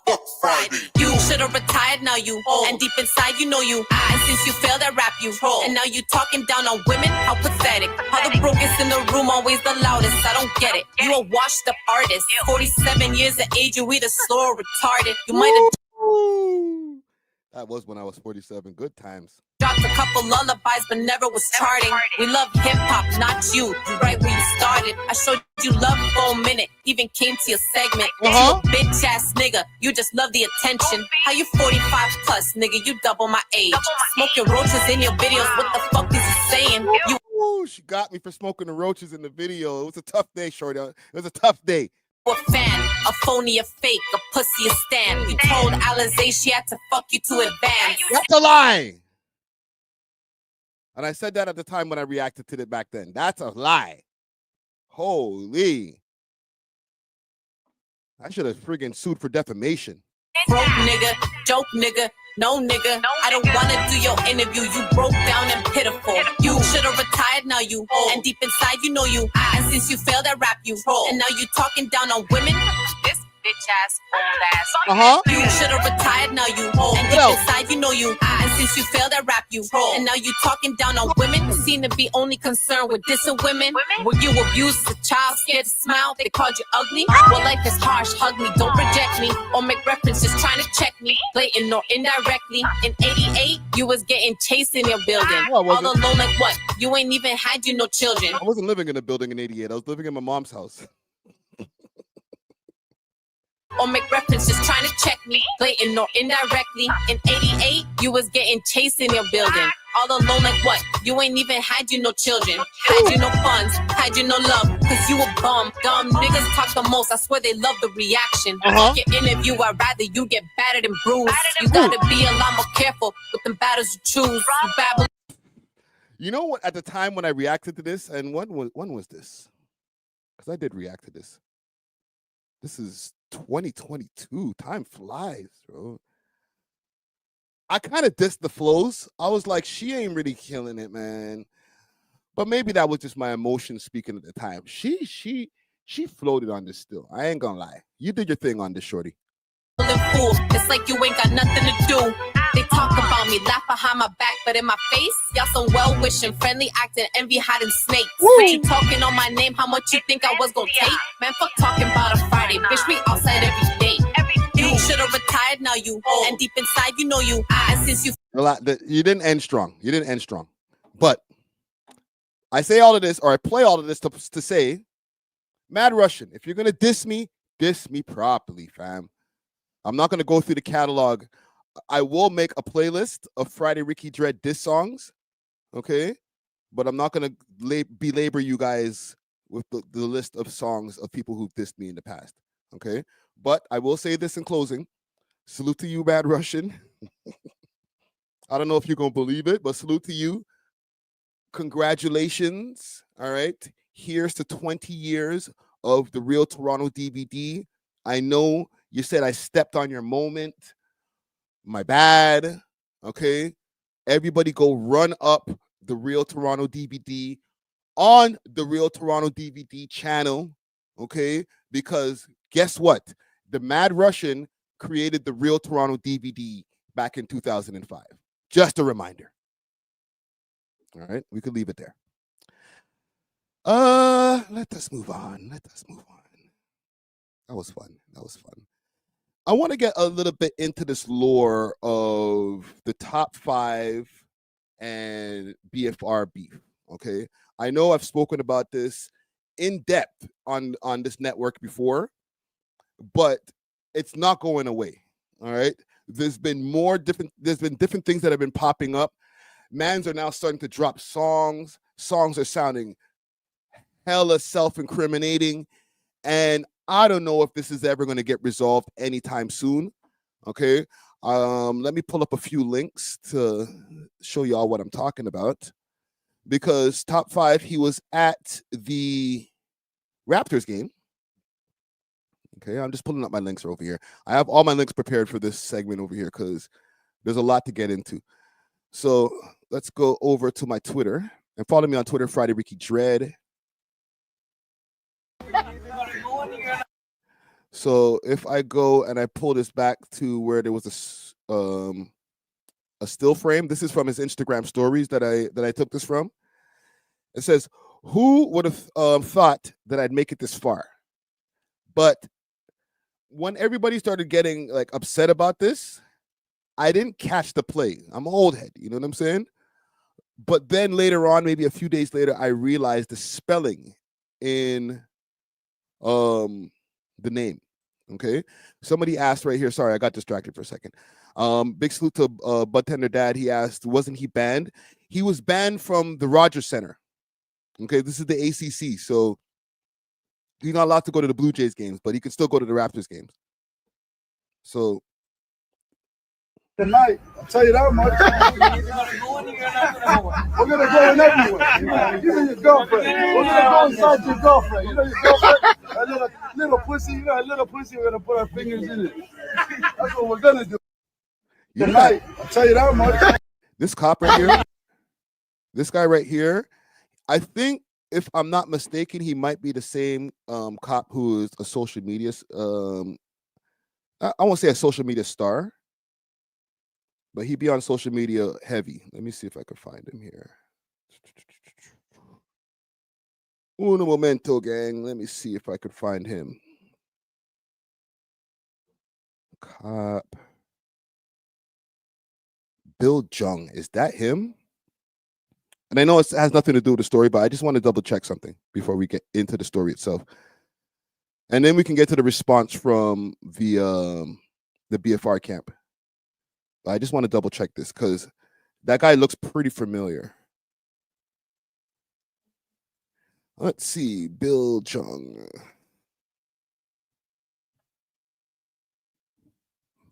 Is this him?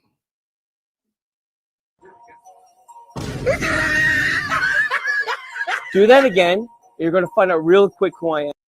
That might be him. And I'm being serious.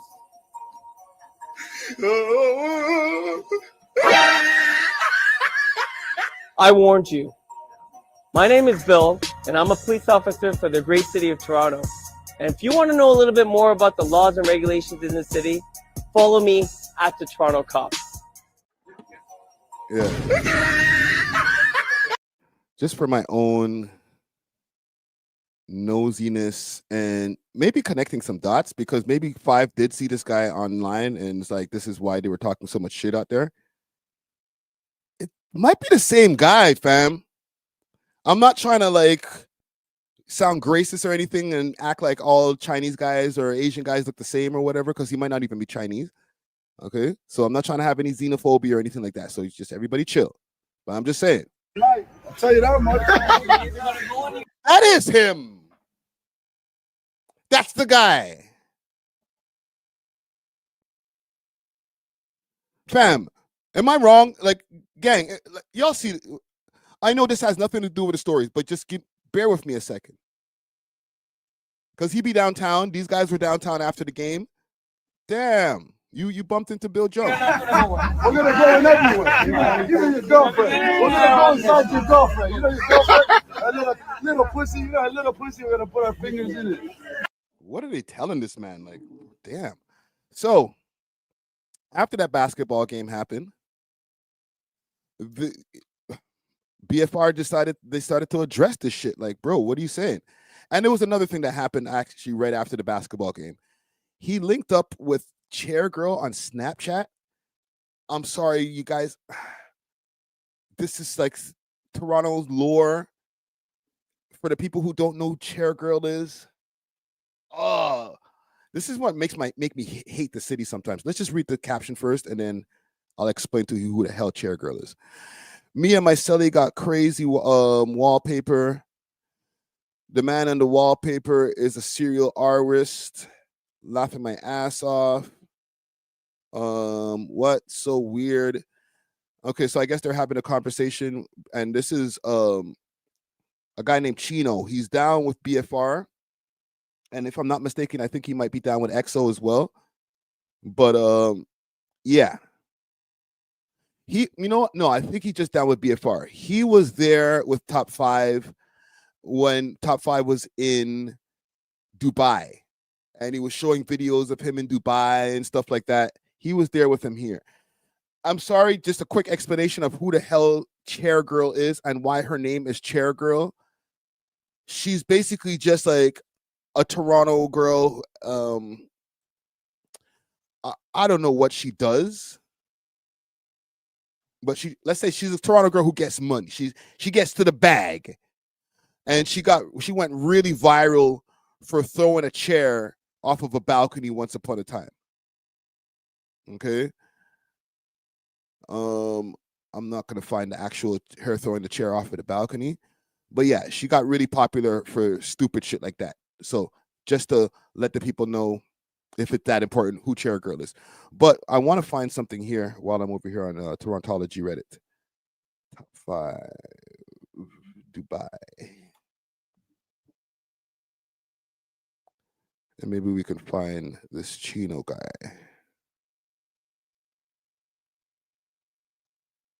This is when he was on the jet, on the private jet.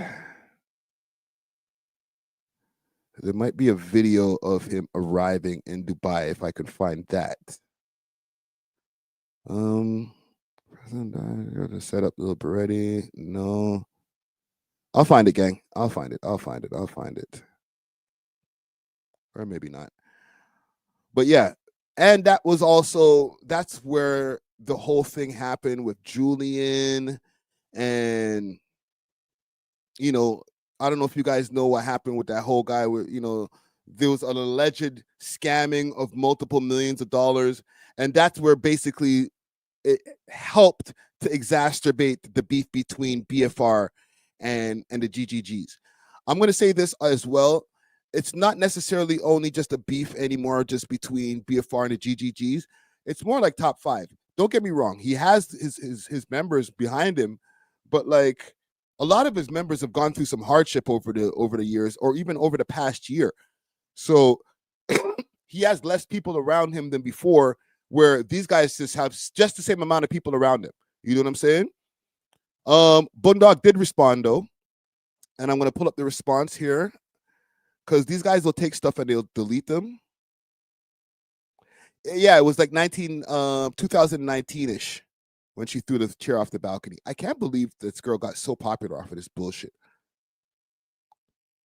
So after that whole post of Top 5, you know, dissing Houdini, because basically he's dissing Houdini in the post, right? He said, right is right, wrong is wrong. We don't condone in the internet war, that starts real fucking war. People forget we all gangsters and we all do shit. Stop thinking internet disrespect doesn't spill into the streets. Niggas think the internet shit is all fun and games until we start losing members to the system and the grave. I'm the fucking one outside, and I have to see people and be ready to crash out. I'm the one paying lawyer fees. You guys not gonna do my time because you want to retweet. Mans don't delete nothing off my IG if you have my login. I said what I said. I posted who I posted. I'm not fucking going to war for the next 10 years for a fucking tweet. Niggas need to mind their own business, and who needs to focus? Words are covered here. My bad, gang. Yeah, I can't see the rest of the words. Okay. And this is not only, I guess, because they're saying that he's paging Talib and he's paging a few different people. So he's not only talking to Top 5, I think. This is just based on the Reddit. This is just based on what the Reddit said. He's not only talking to Top 5, he's talking to everybody who thinks that all of this internet shit is sweet. You know what I'm saying? Man's getting online, tweeting this, talking this. Like, niggas be outside in the end of the day, and like this shit could turn ugly. And I'm saying this also as I'm doing this reaction here, right? It's all fun and games, but these guys are outside. They're doing all of this internet activity, but the shit could actually go down in real life. And it did to a degree, because Top 5 had his incident over there in the UK where he got his neck slashed. And these guys started using this as a point of contention to diss him. Okay. So I'm going to give you guys a warning ahead of time. Graphic.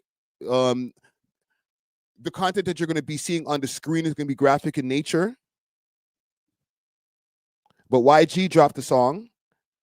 And he put it in his Instagram stories. I don't know if he dropped the full song yet, but he put it in his Instagram stories.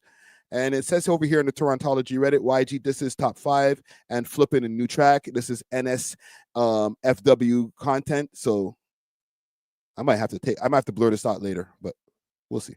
Picture on the floor, your t-shirt, catch up high. What? Eh, that Frankenstein. Yeah, that Frankenstein. My Crowdy made him look like Frankenstein, like Frankenstein, like Frankenstein, like Frankenstein, like Frankenstein. I seen your picture on the floor, your t-shirt catch up high, like Frankenstein, like Frankenstein, like Frankenstein, like Frankenstein. A couple offs got sliced, wheelchair hammer time. I caught a pussy out the country, wasn't hard to find. These goofies doing petty robberies, don't know how to grind. Yo, that's crazy. Listen, raps are just raps, but like, that's crazy to say that in the raps, bro. I pressed a button on the dock and made this top recline. I seen that video of Flippo Cat like press rewind. Yeah, and this is flipping this too. Let me take this off the screen before I get my shit completely demonetized. And Pressa just dropped a new album, Press Machine 2. Go check that out. Okay. And he actually disses Top 5 also. So like these guys are having like a multi-pronged attack as far as like getting on Top 5. I don't know what he's gonna have to do in response, because like I said, this shit is spilling into the streets. Top 5 hasn't released any songs since he came home, right? So I don't know if going to the booth is gonna be his thing. All right, so let me play a little snippet of Press and stuff. I'm probably gonna have to chop this out because this will get me copywritten. Briefly took it to the east side. Caught up in the free ride, now he ain't got no free time. Still screaming free mind. 347, number 30, tell them free 9. See, I was stuffing racks in my Levi's. Let me go forward a bit because I don't want to play too much. Dirty like he Draymond. Human torch, but I'm known to get my flame on. Niggas gotta die, but it's still I live Jason. Audemars bezel like a crayon. Don't know. Right, so here what he said there, he said niggas gotta die, but it's always long live Jason, right? And that's Top 5's homie Jason that passed away maybe about last year or something like that. Torontology Reddit really has a lot of this stuff. So even though we've had our conflicts in the past, a lot of conflicts. They don't fuck with me over there. Right? Yeah, this is 2 years ago. Holy shit. Right, this is the homie Jason that passed away. I actually met him in person as well. Nice guy. You know what I'm saying? And he was well respected in the city. So a lot of these guys, they'll take shots at Top 5, but they'll still big up his homie. You know what I'm saying? I don't know, man. And I don't know if I got through all my links here. 1 second. Just let me double check. Yeah, I got through all my links there. Oh, there was actually one more thing, and this might make things a little bit worse than just with Top 5. There was a like that I seen here. Let me see if I can pull this up, because all of these are like little sneak shots. And big salute to Trapler Ross, because I see Trapler Ross, he tries to cover this as well. I'm over here, like kind of on the inside, or not on the inside, but like over here on ground zero. So I might be able to bring a little bit more clarity to some of this stuff, or some of what the sneak shot actually, the sneak this really is. There was a post, and I'm going to get to that story in a second, actually, about the Trump dissing the Somali community. me see if I could find this post here. They might have deleted it already. Maybe not. Oh, here it is. So, if Top 5 or any other Mali rappers liked a post saying all Jamaicans are garbage, people would be outraged. All right? If that's how you feel, 35, that's fucked. Okay, so right now they're showing a post over here from 6Buzz of Donald Trump where he called Somalis garbage, which is crazy. And like I said, we're going to get to that story in a second. And right here in the likes, because you know they'll show like some of the people who have the most popular likes. Right here in the likes, man, like YG. Okay, so when YG does that, because I feel like, and I don't want to speak for the man them, but I know he has a lot of people that he fucks with that are Somali, right? So I don't think that he has an issue with the Somali community. I heard a lot. He's spoken so many bars that are like Arabic bars and different things like that. Like he has a whole song called Bantu Jinni. You feel me? So I don't know. And I'm throwing homie a lot of bill over here. I don't think that he has an issue with the whole Somali community. But him liking that post is like him dissing certain people. You feel me? He's like, all right, Top 5, Somali community.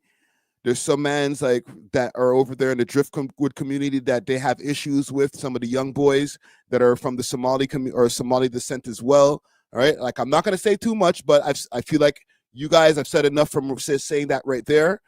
So that's more of a diss towards them, in my opinion.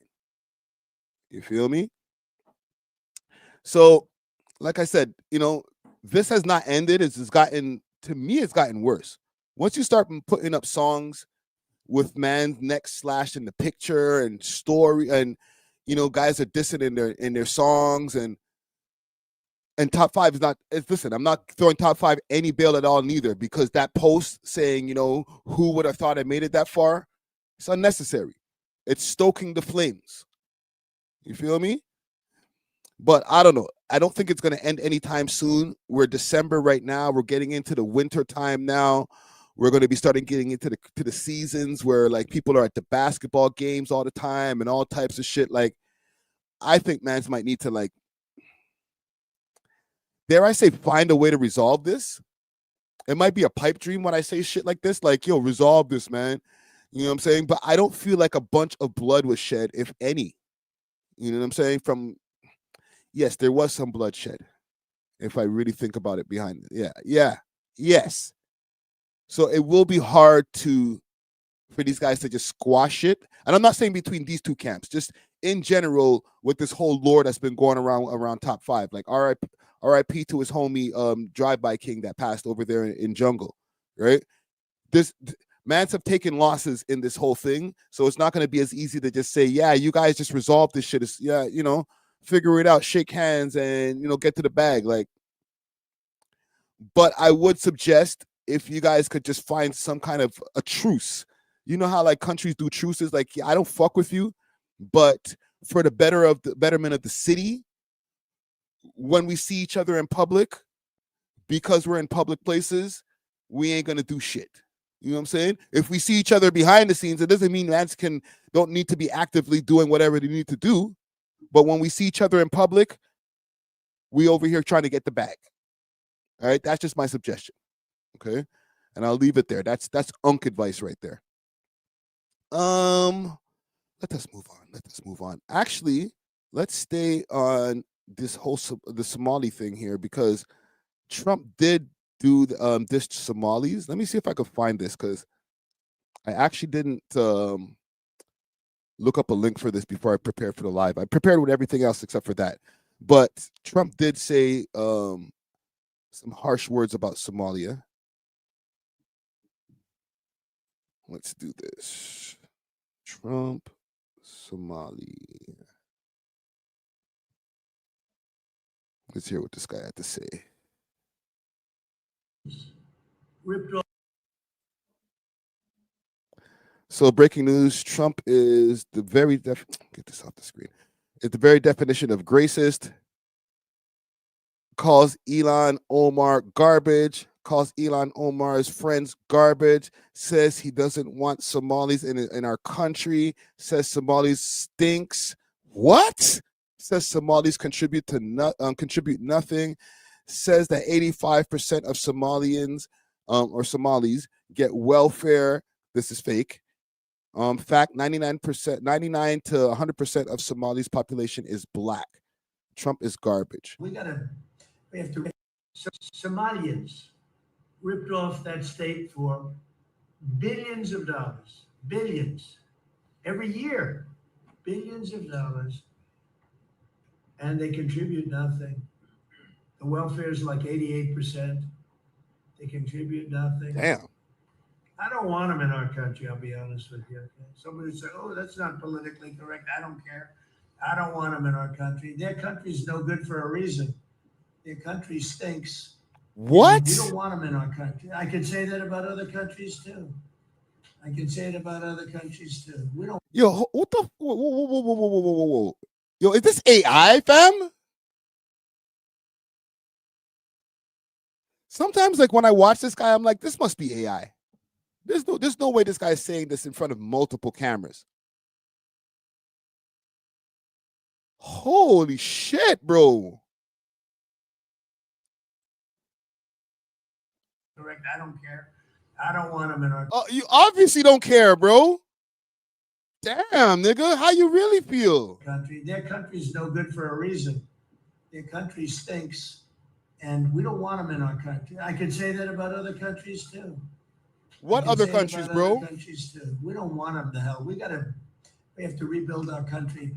You know, our country's at a tipping point. We could go bad. We're at a tipping point. I don't know if people mind me saying that, but I'm saying that we could go one way or the other, and we're going to go the wrong way if we keep taking in garbage into our country. Ilhan Omar is garbage. She's garbage. Her friends are garbage. And it's that chick he's talking about. I'm not deep into politics like that neither. Yo, this guy is relentless, man. Holy shit, Bridget.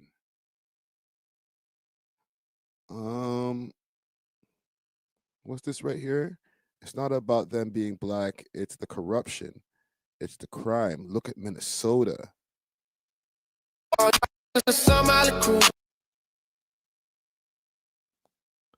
That's a right-leaning post right there, or tweet. Jesus Christ.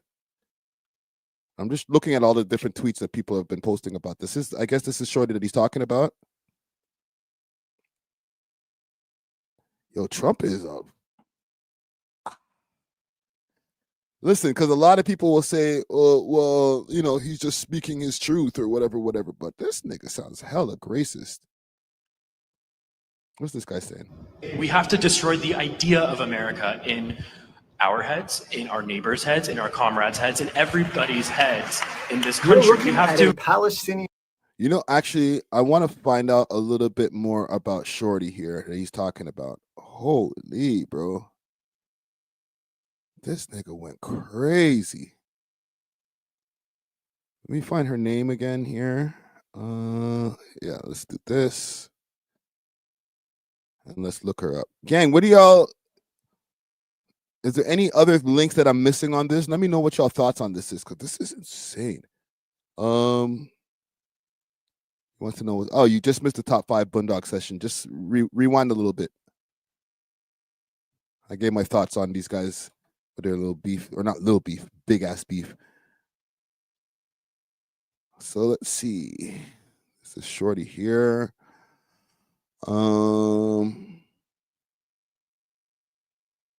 Including a restaurant owner who hosted events for host.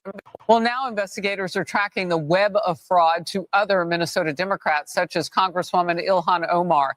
Many of the suspects linked to the scheme live in her district, including a restaurant owner who hosted events for her. He has since been convicted. Okay, I'm going to YouTube. Now I'm intrigued. Salute to all my people in Minnesota as well. I know Minnesota has a heavy Somali community over there. let's go over to YouTube's. Let's go to the tubes of yubes. The tube for you.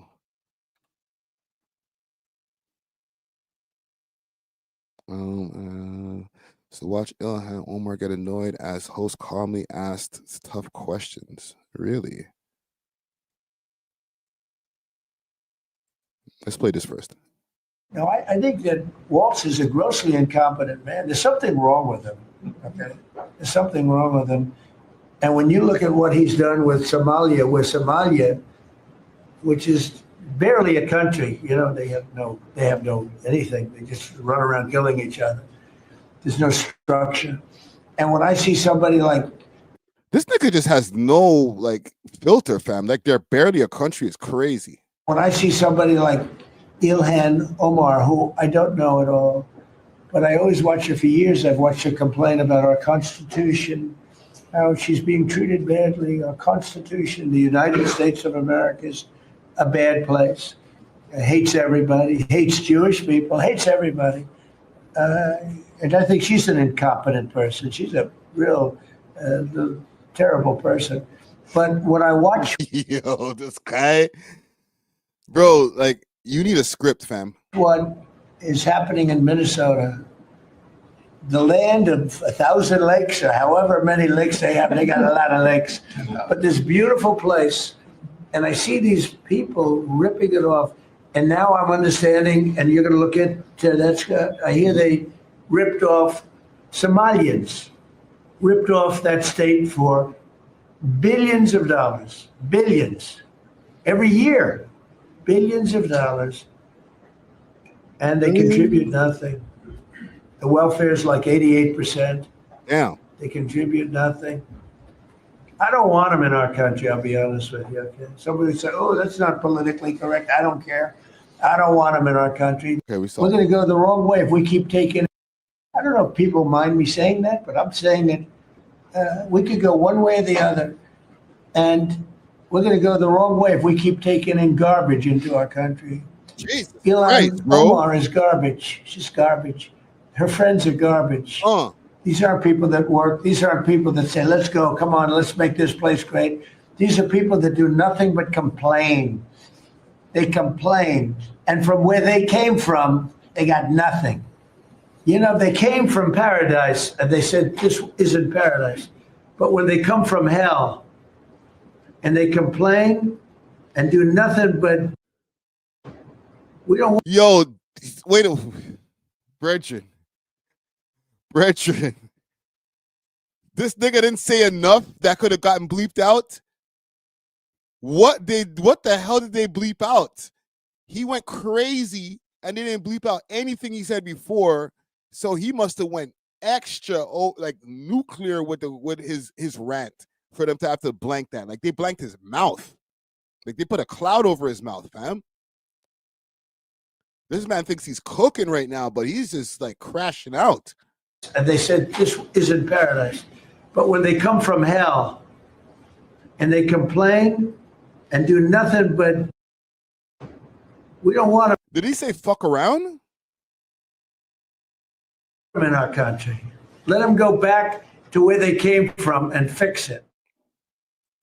This nigga really said go back. I guess it's just okay to be openly racist. And I had to hesitate for a second because I know that there's some people and people who I fuck with who might not be right-leaning, but some of their beliefs might be right-leaning. And they might be like, what's the problem? What's he saying wrong? Y'all be, painting Trump in the wrong light. Man just speaks his truth. Like, nah, bro, you sound crazy, bro. And no matter how much problems that Somalia does have, because we're not going to act like that country doesn't have any problems. You know what I'm saying? Like, it's a war-torn country. Like, fam, you still sound like you're the most unwelcoming president of all of the presidents, fam. That is a mod thing. Let me see a little bit more about this woman here. Minnesota's fraud scandal stands out, according to federal auditors. What are you hearing from investigators right now? There have been all sorts of governmental programs that Minnesota was doing that were unbelievably fraudulent, that again became money laundering schemes that put money in people's pockets instead of going to the people. And Ilhan Omar was asked about it on CNN. And you tell me if this is a legitimate answer or not. First of all, federal prosecutors say 59 people have been investigated in these schemes so far. Americans at large stole tens of billions of forms of. I feel like I'm gonna be disrespectful because she has the hijab on, but she's hot, fam. During the pandemic, all over the country, Minnesota's fraud scandal stands out, according to federal auditors. What are you hearing from investigators right now? Well, I've been following the cases closely as they've gone through the courts, and we know that there are more indictments possibly coming. I think that number might go up to 73 is what I'm hearing. Okay. Can you shed any light on why the fraud got so out of control in Minnesota?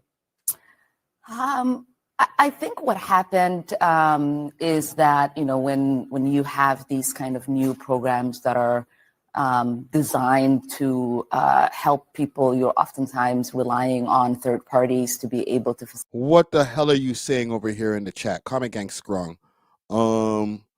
TRC 275 says she married her own brother. What are you saying, fam? Yuck. Is that facts, or is that some kind of is that substantiated in any way? She married her own brother. Please don't be slandering this woman.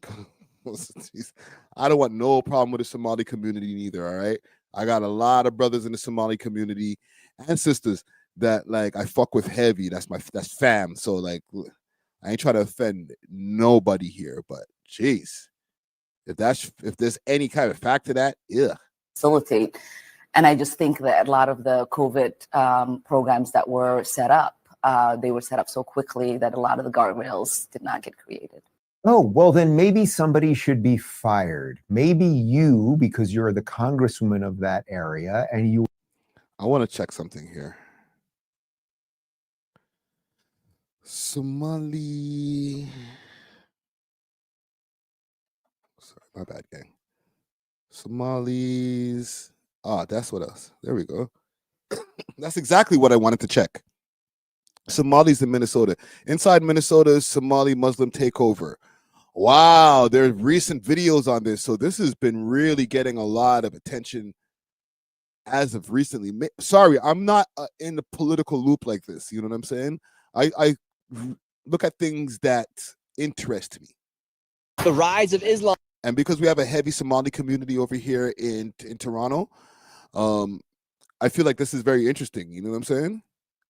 Let me see what's going on here. Is real here in the United States. Salute to Nick Shirley interviews. It's the fastest growing religion across America, and it's nearly doubled in size over the past 2 decades. Muslims aren't just outpacing the nation in birth rates, they're also out-converting Christians. Nearly a quarter of all U.S. Muslims are converts, and most of them used to be Christians. While Christian churches are losing members, mosques are gaining members, and they're keeping them. And today I'm here in Minnesota, home to one of the largest Muslim populations in all of America, to witness the rise firsthand. I'll be speaking with Muslims, Christian Americans, all Americans.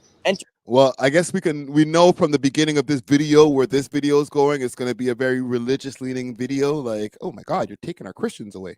In the mosque, asking the questions you guys want answered, from 9/11 to Sharia law, everything in between. There are no questions that are off the table for this video. And now let's hit the streets and see what's happening. And to see the rise of Islam firsthand, we head to Cedar Riverside in Minneapolis to see how much the Islam community has grown inside of this community inside of America. And why do you think so many people are converting to Islam here? It's the #1 growing religion here in the United States. Well, why does he keep on saying Islam like it's like with an I? It's Islam, bro.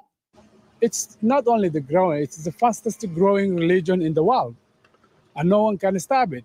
It looks like it is the best and the final religion to humanity. So if you don't accept it, that's up to you. Islam is the #1 growing religion here in the United States. Yeah. Why do you think that is so? Because of the great influx, #1 of the immigrants that we had. While we were inside of Cedar Riverside, we actually met a lady who had left the Islam faith. So are you a Muslim woman or no? I'm not. My parent was Muslim. How come you left Islam? Because they control me. They control my clothes, and it's not good. Do you think women? I don't mean to stop this guy's video like this. Actually, I don't give a fuck. Fuck this guy.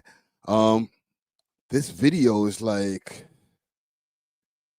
it feels like it's very Islamophobic. You know what I'm saying? Like, I'm trying to find something about the Somali community over there in Minnesota, and I understand that the Somali community is a Muslim or Islamic community, but like, you're really making it like, hey, so what's going on with these people trying to take over and, you know, make everybody Muslim? Read the Quran and they find the truth, and they read it in English, and they see how peaceful Islam is.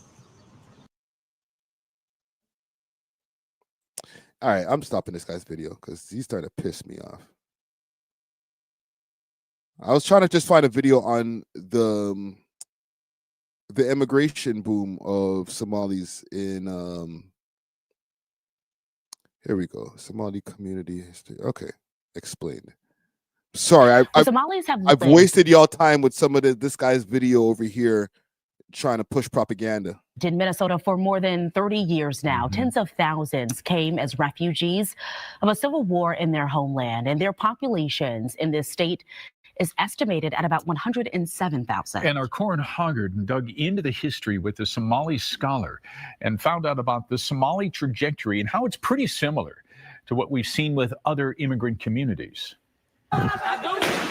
Oh, terrible, tragic civil war. Somalia's civil war forced 3.8 million people to flee the country since 1991, according to refugee assistance agencies.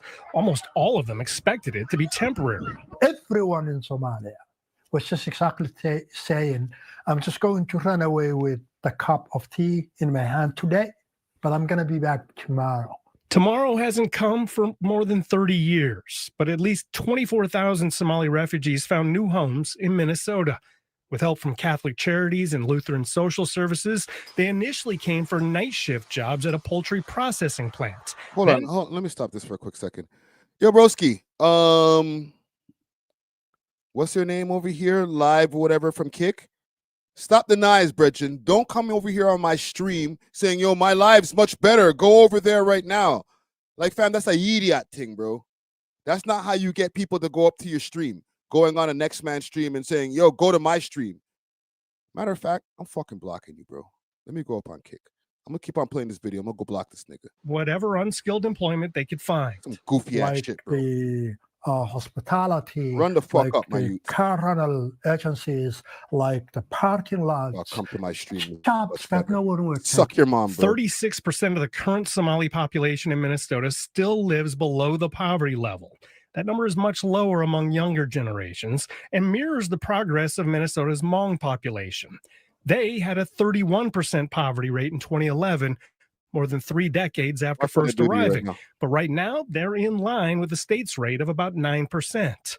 Nearly all Somalis in Minnesota are American citizens. Author Ahmed Ismail Yusuf says they're integrating into American society at a normal pace. But some of them still dream of the home they left behind. Where you were raised is always going to be a part of you. So because you want to see it, you want to remember it. On the subject of fraud, Yusuf says his community is both ashamed and upset, both at the people who committed crimes and at the perception that they're all to blame for it. In Minneapolis, Corin Hoggard, Fox 9. Yeah, Well, Fox 9 will continue. There's a lot of Islamophobia that I see that's going on this right here, man. You know what I'm saying? Because the sins of a few doesn't friggin' fall on the whole of the community. You know what I'm saying? Obviously, there's going to be scammers in every community, including the white community. You know what I'm saying? When it comes to the white community, or if you want to call it the white community, man's like Trump, the kind of community that he's in, the scammers come at the highest level. Right? So we're going to say that all white people are scammers? Like, come on, bro. You know, they got that shorty over there. They're saying that she has some bad practices over there. You know what? She just might. But it doesn't mean that, oh, you got to watch out for them Somalis. They're going to come over here and scam up the place, make everybody Islam. Like, that just sounds crazy, fam. I don't know, man. I really, that's my take on it. That's all I got on it. Cause like, I'm not politically educated enough to be like, oh, well, maybe you're wrong, Friday. That doesn't sound crazy because of this, and this. From the outside view, when I just hear it on its face, pause, it just sounds like you just sound like a redneck racist, bro. I'm sorry. And I'm not a leftist or a right person or anything. I just call it how I see it. And you sound racist, bro. So yeah, I'll leave that there. Let me see what you guys are saying in the comments before I leave the segment here. Fox rocks with Republicans and Trump is just I just noticed that was Fox. They're gonna make the Democrats and Muslim look crazy. Yeah. It's not a good look, bro. But yeah. Salute to my all my Somali brothers and sisters out here, man. Or out there in Minnesota as well. Castro says Friday, I'm born in Toronto, Canada, and I still get blamed for 1.4% of Americans owning African slaves. Yeah. Like I said, the sins of the few doesn't fall on the many. You know what I'm saying? You're not helping there, broski. They be doing mad scams, not gonna lie. Yes, but I know mad Caribbean shorties, Jamaican shorties, what do you call that? Trini shorties and stuff like that. African shorties, Nigerian shorties, all them mad people do scams, fam. You feel me? Yeah, man. Salute to my Somali people here. Let me go through the chat before we get into our next segment. Because I'm looking at these people who are popping up on Kick over here. Hey, bro, please follow in my chat on Kick.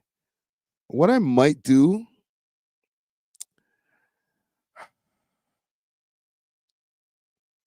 I'm going to do this one more time.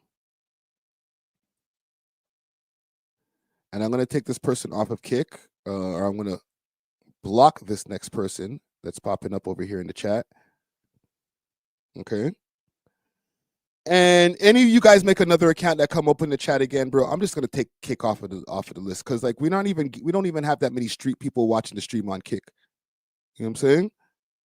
To be honest, let me just double check something, gang, before we move on. Let me just do some quick housekeeping. All right. Let me see what the numbers are over here. About session info. There's one viewer over there. You know what? Fuck Kick. Remove. The Kick stream is now done. And let's continue over here where we are. My bad, gang. Kick is, you know what? I'll just say this before we continue. Because Kick is like a newer streaming platform. But as a newer streaming platform, sometimes these guys deal with a lot of bots and fuckery. You know what I'm saying? So I'm not going to say that Twitch is a better platform or anything like that, but Twitch at least has some tenure. It's been around for a while. It's not going to be just filled with a bunch of Twitch bots that are popping up talking a bunch of shit. You know what I'm saying? But yeah, I gotta get rid of anybody. If I only have one Kick viewer and you're in here just botting up my freaking chat, get out of here, bro. Get out of here. Oh, Dave Chappelle. Okay, Dave Chappelle, he got heckled. I don't know if he got booed. They said that his show went kind of left over there in Edmonton. I didn't even know that he was in Canada. I think he might have skipped Toronto. But he's over here, or he went to Edmonton to do a show about 3 nights ago, if I'm not mistaken. And they're saying at that show that it didn't go so well. The fans heckled him. They were saying that, I guess, Dave Chappelle, he has a lot of jokes that he offends certain communities. Like the trans community has definitely gotten offended by a lot of his jokes. I know recently he went and he did something, I think it was called the Riyadh Festival or something like that, where they went to Saudi Arabia and did a comedy show, and he got a little bit of backlash for that. So, I'm sure that he's doing responses to that while he's doing his stand-up. But I'm going to play a video over here of what's been going on over there in Edmonton. Salute to Edmonton, aka Deadmonton. Of what happened over at Dave Chappelle's show. Chappelle's first performance in Edmonton.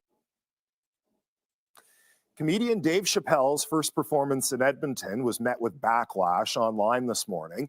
Some people say hecklers ruined the experience. CTV's Merrick Takash has more. Dave Chappelle, we're really, really, really sorry. An apology song for comedian Dave Chappelle after his stop in Edmonton. The show, the hot topic on Virgin Radio, with callers describing what many considered to be a disaster. Dave just shut down. He said, like, yeah, I've done a million shows, and this is the first time I can't wait to be off stage. Whoa. See, I didn't even get a chance to hear this clip yet. They went that bad? He said that to these guys? This is the first time I can't wait to be off stage? What did they do to him? Shut down. He said, like, yeah, I've done a million shows, and this is the first time I can't wait to be off stage. Wow. Oh my God. There's no video of the performance because cell phones were banned from the event. Sherry Coates was inside the arena when it all unraveled. 3/4 of the way through, that's when the crowd kind of got a little rude, I'll say. Yeah, rude. There have been complaints about audio issues and about the behavior of some in the crowd loudly heckling. Sherry says she was embarrassed. Honestly, he just... Damn, embarrassed. What did he say? Or was it just I don't think it was just the audio issue. I'm sure it was something that he was saying up there. He's probably up there smoking cigarettes. Yeah, listen, motherfuckers. And they just weren't feeling them. I'm just assuming. Stood there and he looked at his watch and he's like, I could stand here for the remainder of the show for like the next 10 minutes that we have. And like, you guys can just scream at me and be ignorant or, you know. Rogers Place is usually such a vibe. There was a show and some Edmonton wasn't very nice. The reaction inspired Virgin Radio's Jenna Winterburn to perform the apology. I really felt like, due to what the audience was doing, I had to find a way to apologize to Dave Chappelle in my own creative way. So I did a... Oh, Canada. I'm speaking to Canada unilaterally. Like, I know that reputation of us being nice. Sorry. I'm sorry. All right? That's the real Canadian sorry right there. Sorry. I don't know what you're talking about. Like, that's some bitch ass shit, bro. If you didn't like the show, you didn't like the show. Stand on business. Don't apologize to that nigga.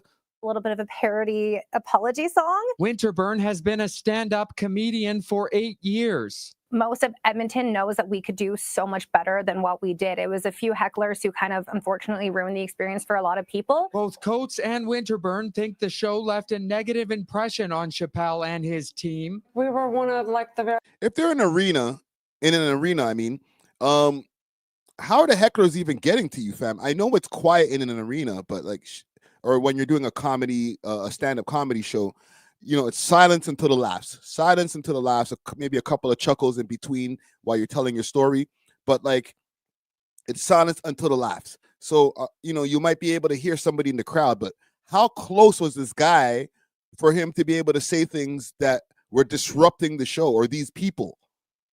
Because if it was just one person, then I'm sure that it wouldn't have been that much, it wouldn't have been that effective. But if it's a group of people, then it might be a Dave problem.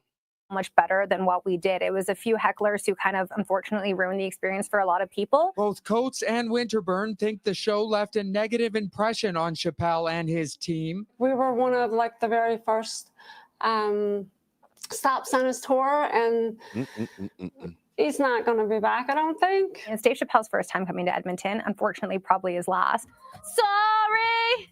Dave That's horrible. Chappelle continues his North American tour in Portland tomorrow. Merrick Takash, CT. Where's he going next? Let's see.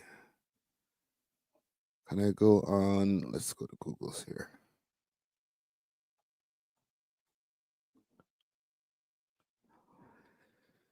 Dave Chappelle tour. Wow, this Edmonton has a lot of SEO on it.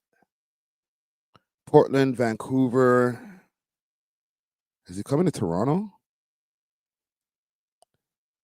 Irving, Texas. Let's go in here. Let me make sure y'all, this is still up on the screen. Let's see. We're not going to spend super long on this. International shows. All of this shit here. Oh, she only has 8 shows. There's nothing else here. 8 out of 8 events. Yeah. So he's not coming to Toronto. He's still got to do Vancouver. The reason I'm also checking this because when you come to certain places, they have, and I don't mean to get political, but a lot of these places have very liberal crowds.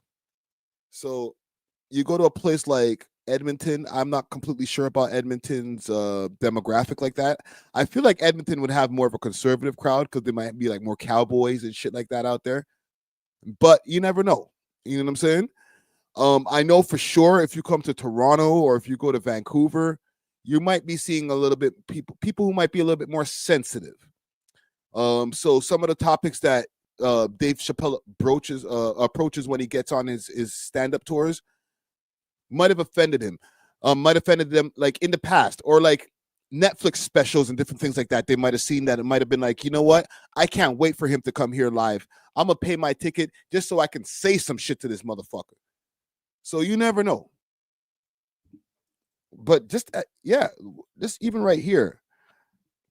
Wiz3 says, I wouldn't go to Edmonton either. It's so damn cold up there. Fam, it's such a random stop to make on a tour. Edmonton and Vancouver, like no Toronto, no Montreal, like doesn't make sense to me. But hey, maybe you should have came to Toronto or Montreal. We might have had a better reception for you than Edmonton. But like I said, I'm not going to spend super long on this. Salute to Dave Chappelle. I still think he's funny. But yeah, maybe not Edmonton. A couple things I want to put y'all onto. You know, as a music podcast, do my musical duties over here. There is some new music that just dropped. Let me go over to my Instagram page. Follow on Instagram, Friday Ricky Dread, or the We Love Hip Hop page. I just did a collabo over here with Bro Sound for Robbie.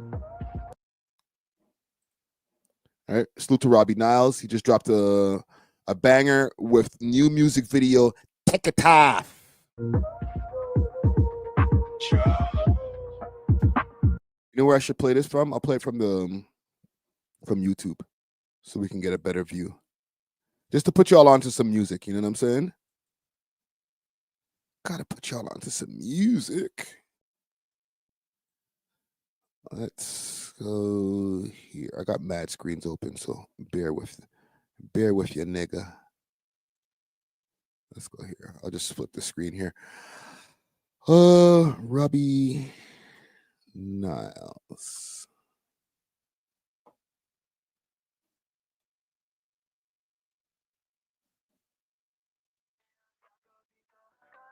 Yeah, this is he, bro. You got some shit. Respect, bro. Thank you. Absolutely. Thank you, bro. Thank you. Respect. Who's that? What the fuck? Oh, they parked in front of us. His parking lot's empty. That's crazy, bro. Facto. Yeah, she bad as fuck. You should go talk to her. You should go talk to her. You got a nice car. Come on, man. You got this. Hey, don't fuck it up. I need to get me a pair of pants like that.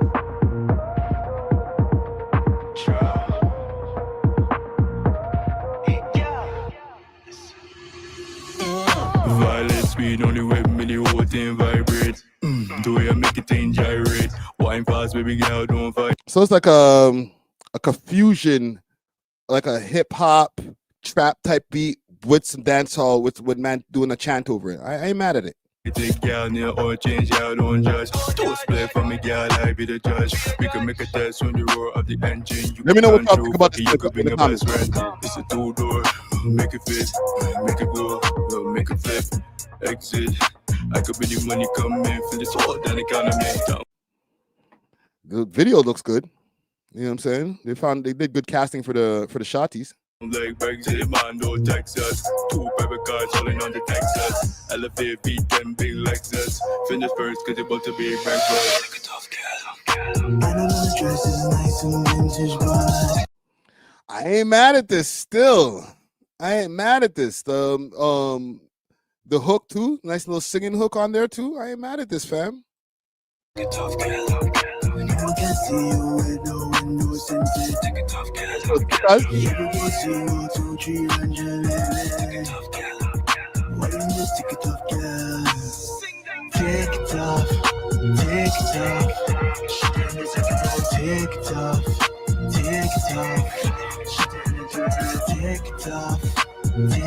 I'm probably gonna have to cut some of this out later on, but hey, fuck it.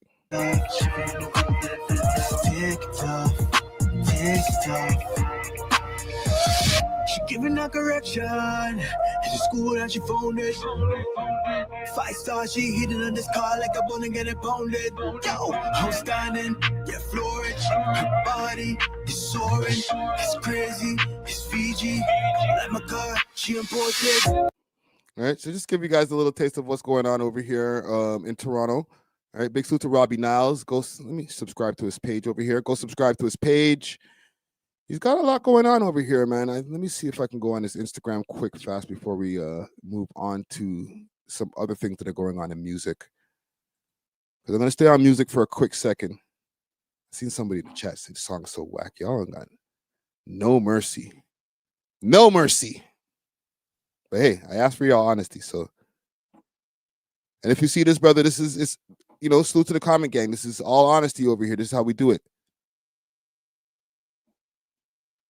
Let's see what he got going on over here. We all set apartment 200. This is my brother. We gonna celebrate him tonight.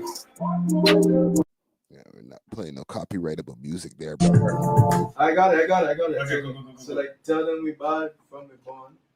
Them man see what have I done.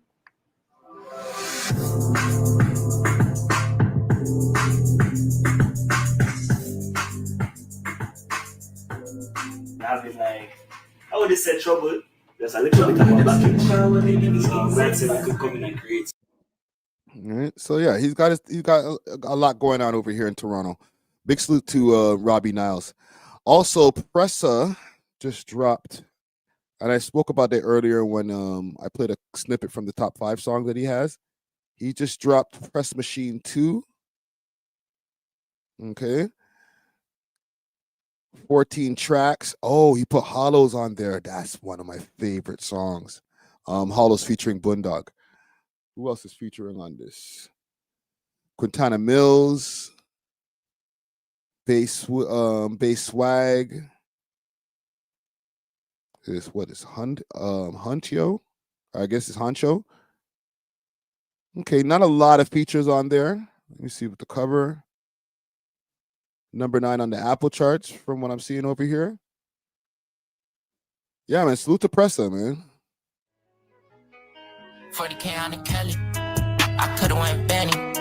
I could've went Bentley instead of the Skelly. He's got a release party going on in LA, or I guess it already happened. So yeah, man, just to put you guys on to some new music that's going on in the city, man. Let me see what else I got on my list here. You know what I want to play? I'm going to play something over here from the homie Reed in the Streets. And then we're going to spin back around to my other topic that I had about the rap cap numbers that just came out not too long ago. Big salute to Reed in the Streets. He did a video, and if I could just double check what the title is here. Toronto's Most Dangerous Hood, Jane and Finch. All right. Reed in the Streets has been out here for a while filming music videos. He's over the years started to show more content where he's outside showing what's going on with some of the unhoused community. That's the new politically correct term to use. Not homeless. You can't say that anymore. It's unhoused community. Let's go over to his page here. Read. AKA King B. So a lot of the content you'll see is him outside in the community. When I came to gain and we'll play something that's not from that vlog. Officer, every time, bro. Watch your head. Officer, they didn't tell me that. Officer, I've been doing all that I can, officer. Officer, I did everything, man. Officer, All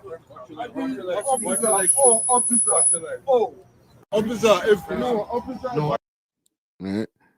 And I've interviewed him on the pod before. He's the one also who did the new music video for Market. BT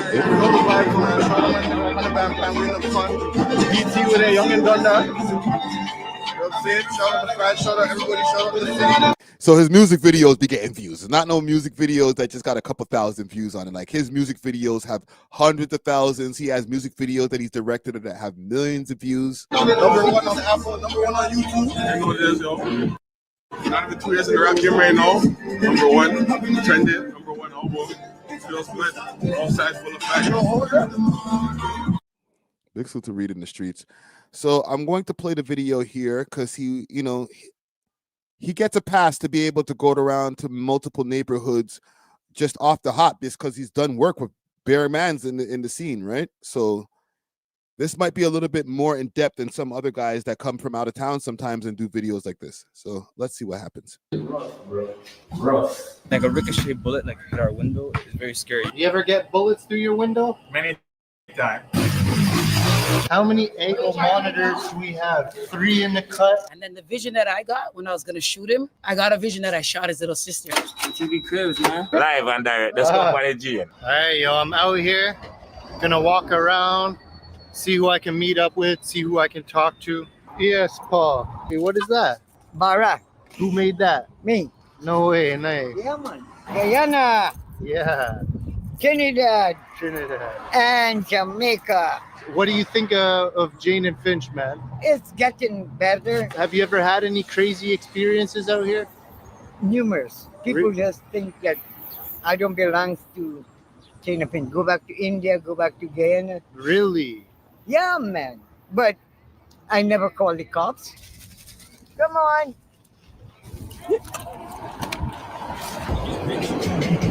This place is gonna build a lot of condominium. This place is gonna be like a city.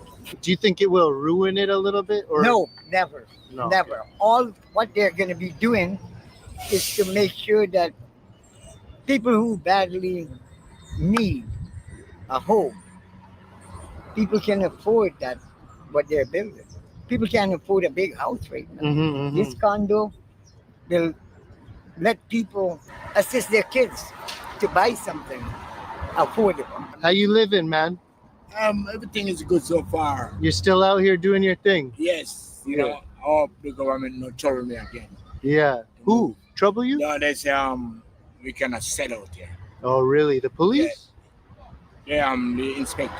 Yeah. Wow. I'm still taking a chance. Everybody is, I At see. least I think I can work. Yeah. Yo, I seen somebody say here, Jane and Finch is about to get gentrified more because of the LRT. Yeah, because they just opened the LRT not too long ago. It's going to take a while because gentrification has been going on over here in Toronto for more than a decade, obviously. But it's taken a long time for them to get over to that end of that side of town. And for the people who don't know from outside of Toronto, like the Jane and Finch area is right near York University as well, or that specific part that they're at, that's like right near York University. So, there's a institution of learning right down the street that people are paying money to go to, and it's like right around the corner is a lot of shit going down. You seen in the beginning of this video, like bare ankle monitors, all kind of wild shit. You know what I mean? What's Jane and Finch like, man? Jane and Finch is a nice place, man. Little things go on sometime, but not much. I like Jane and Finch. I love you. Yes. And I won't leave you. Yeah. You do look like and you're Morgan from Freeman in the Jamaica, no? face. Yeah, man. Jamaica. Where in Jamaica? Chilani, Palma. God bless, bro. Yes, God Good bless. to see you again, huh? No. Much love. I love you. Peace. Thanks a lot. Yeah, man. Yeah. Yeah, I'm not gonna lie, man. It's actually hard to talk to people out here. Yo, I'm doing a video about Jane and Finch. No? Don't say a word.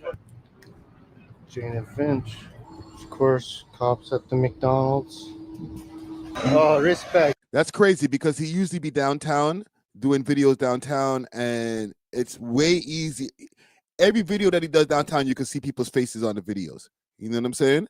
But in these videos over here in Jane and Finch, they ain't trying to show their face. Even this woman right here handing out the pamphlets. My bro. So, yo, bro. Yes, So yes. What type of music you do? I do all the rappers' music videos, man. I'm not a police, bro. Trust me. I'm not a policeman. I know my work as an informant. No, I'm okay. I look like a cop.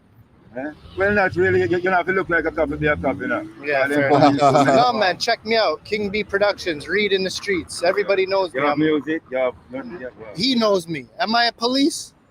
Who are you? Yo,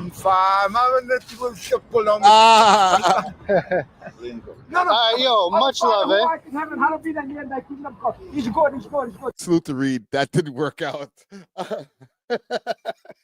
He's like, vouch for me. The man starts singing Snow and Farmer. I got to see that again. Not a policeman. I know my work as an informant. No, I'm okay. I look like a cop. Eh? Well, not really. You don't have to look like a cop to be a cop, you know. Yeah, fair enough. No, man, check me out. King B Productions, Read in the Streets. Everybody knows me. You have music, you have nothing. He knows me. Am I a police? Who are you? Yo,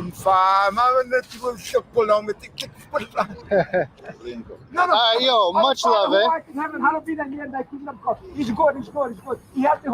Everybody. No, Majid, that's over in Jane and Finch in Toronto, the northwest end of Toronto. He thinks I'm a cop out here, man. This shit's crazy.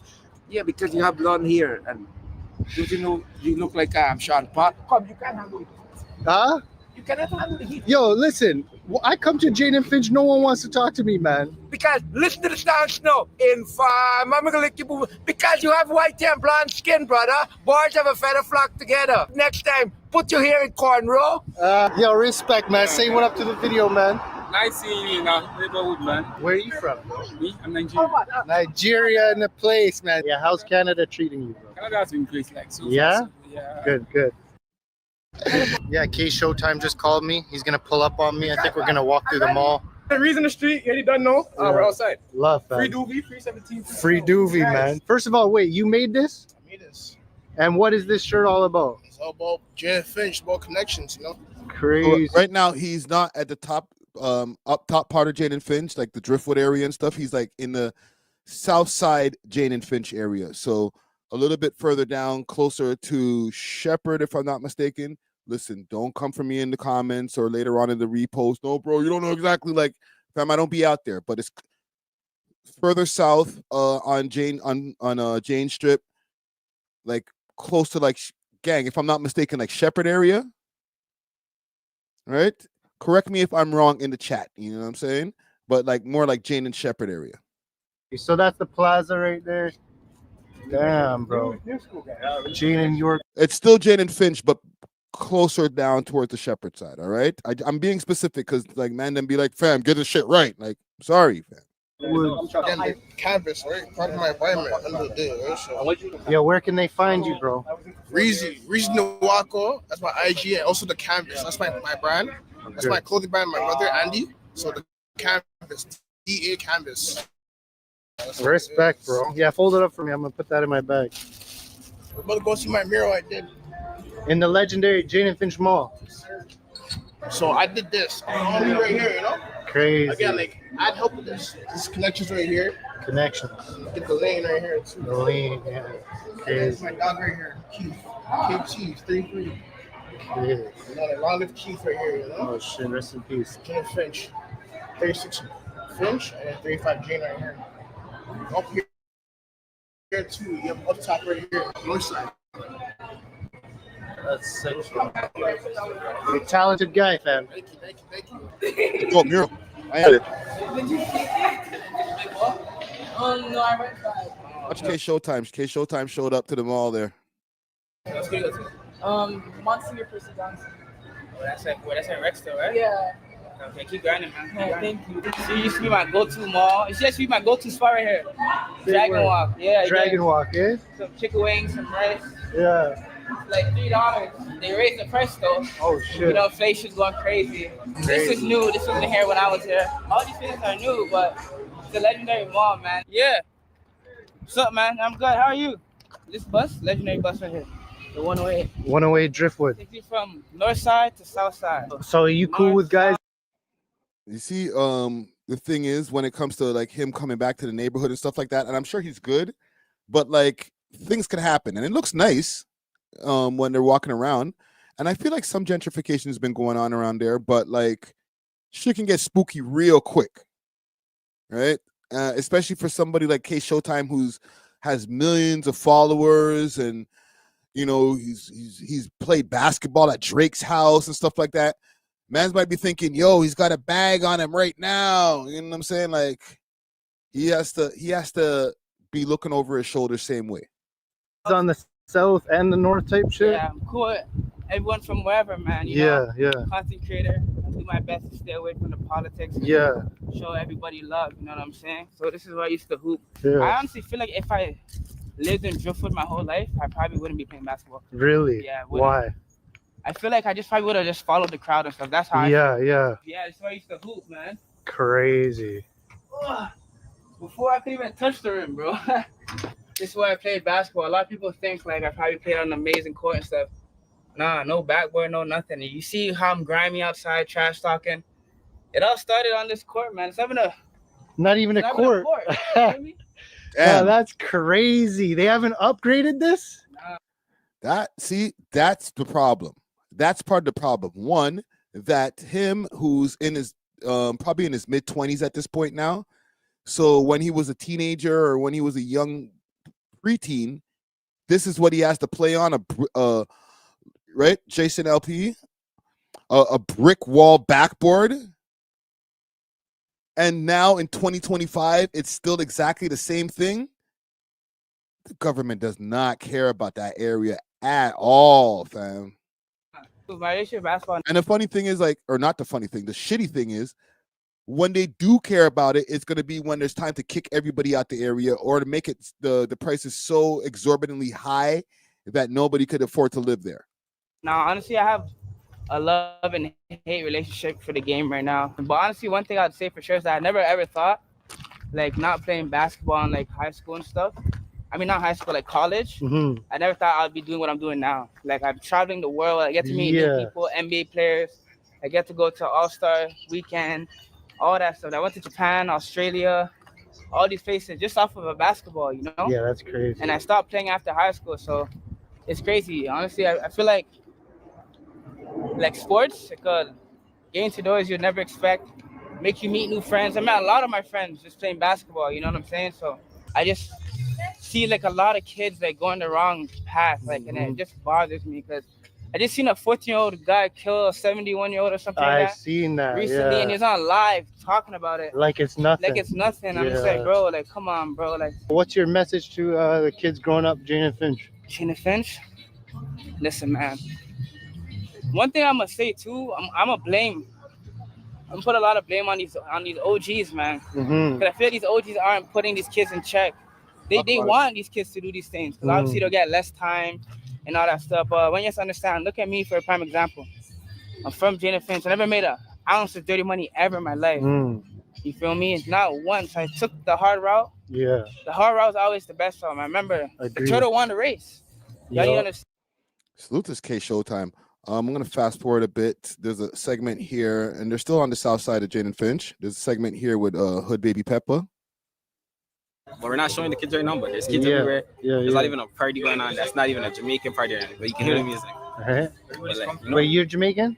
No, I'm not Jamaican. I'm okay, African. Yeah. So where in Africa? Ghana. What's your background, bro? Ghana? Me, I'm Jamaican. Jamaican? Mm-hmm. We're Jamaican. Jamaican? Anonymous. Wow. It's Hood Baby Pepper from Southside Jane and Finch, aka the Lane. Yeah. We're in the trenches right now. This is where all started. All of us into this community center. Oh, this is a community center? This Boys and Girls Club. Yo, such a small little building. Yeah, it's small, but like, yo, there used to be a studio right here. Recording studio? Yeah. Explain to the people where we're at. Like, for the people that don't know Jane and Finch. We're in the middle of everything. You know what I'm saying? It's a treacherous. It's not that treacherous, but like, shit, it's trenchy out here. You know what I'm saying? Do you feel like you had a normal life growing up? At times, for example, there's days like we're at camp and like shit happens, and because like there's a like I was one of those 30 kids like the staffs know my bro, so if something's happening in the hood, like the staffs are gonna come tell me, and like shit like that would ruin my day at camp. Like we're on a field trip and I'm hearing something just happened, or someone I seen yesterday died, or someone that I seen today just died, and they're getting the call at work and they're like, "Yo, bro, I'm like fucking 7-10 years old, man. They're telling me someone died at like Mandarin or something, like, you know? Now I can't eat, so like there's pros and cons, like, you know what I mean? Like, I won't say we got a lot of resources, but they definitely gave us help. Like, I mean, this Boys and Girls Club made us, right? Mm-hmm. And like there was basketball programs like with the churches and shit growing up, and there was like certain different, like the barbecues, especially like those stuff back then used to like make us happy as a kid. Like, okay, they're giving back, we're getting gifts, backpack, shoes, whatever, like, you know what I'm saying? And then like the con was at the time, obviously there's older niggas, and it's like in every hood, like our problems, like even niggas younger than me, like their problems are not even their problems, it's my problems and niggas' problems older, right? So it's like that's how we're growing up. That like a guilty by association. See, I fuck with this kid, bro. I wouldn't even call him a kid, young man, okay? Because even though like his music and there's different times that people have tried to associate these guys with a lot of fuckery, he's very self-aware, man. You know what I'm saying? And just the way that he's speaking so articulately over here. I know there's a lot of, you know what I'm saying? And that don't even matter. He's speaking way more articulate than a lot of these hood niggas, and taking accountability, and also just explaining like pretty much how it is. I ain't mad at him. Just happened, or someone I seen yesterday died, or someone that I seen today just died, and they're getting the call at work and they're like, "Yo, bro, by association." Exactly. So that was kind of the cons growing up. What's your message to the world, fam? It's a dog eat dog world. So like take that how you want to take it, but like dog eat dog world. So if you don't do it, someone else is gonna do it. You know what I mean? When you were a youngin', what did you want to be when you grew up? You know what's crazy? I never ever had a thought of what I wanted to be. I never even like, and it sounds crazy. Like I don't know if it's just because of like where I'm from, the trenches, but like I never, like, still till now, I can't think like, okay, I want to do this in 2 weeks. Like, I cannot do that. Really? My life is like, okay, one day advance, probably like, but like, I never thought like, I want to be a firefighter. I want to be like, never ever like, I wanted to be. It was just like, shit, I'm from the trenches.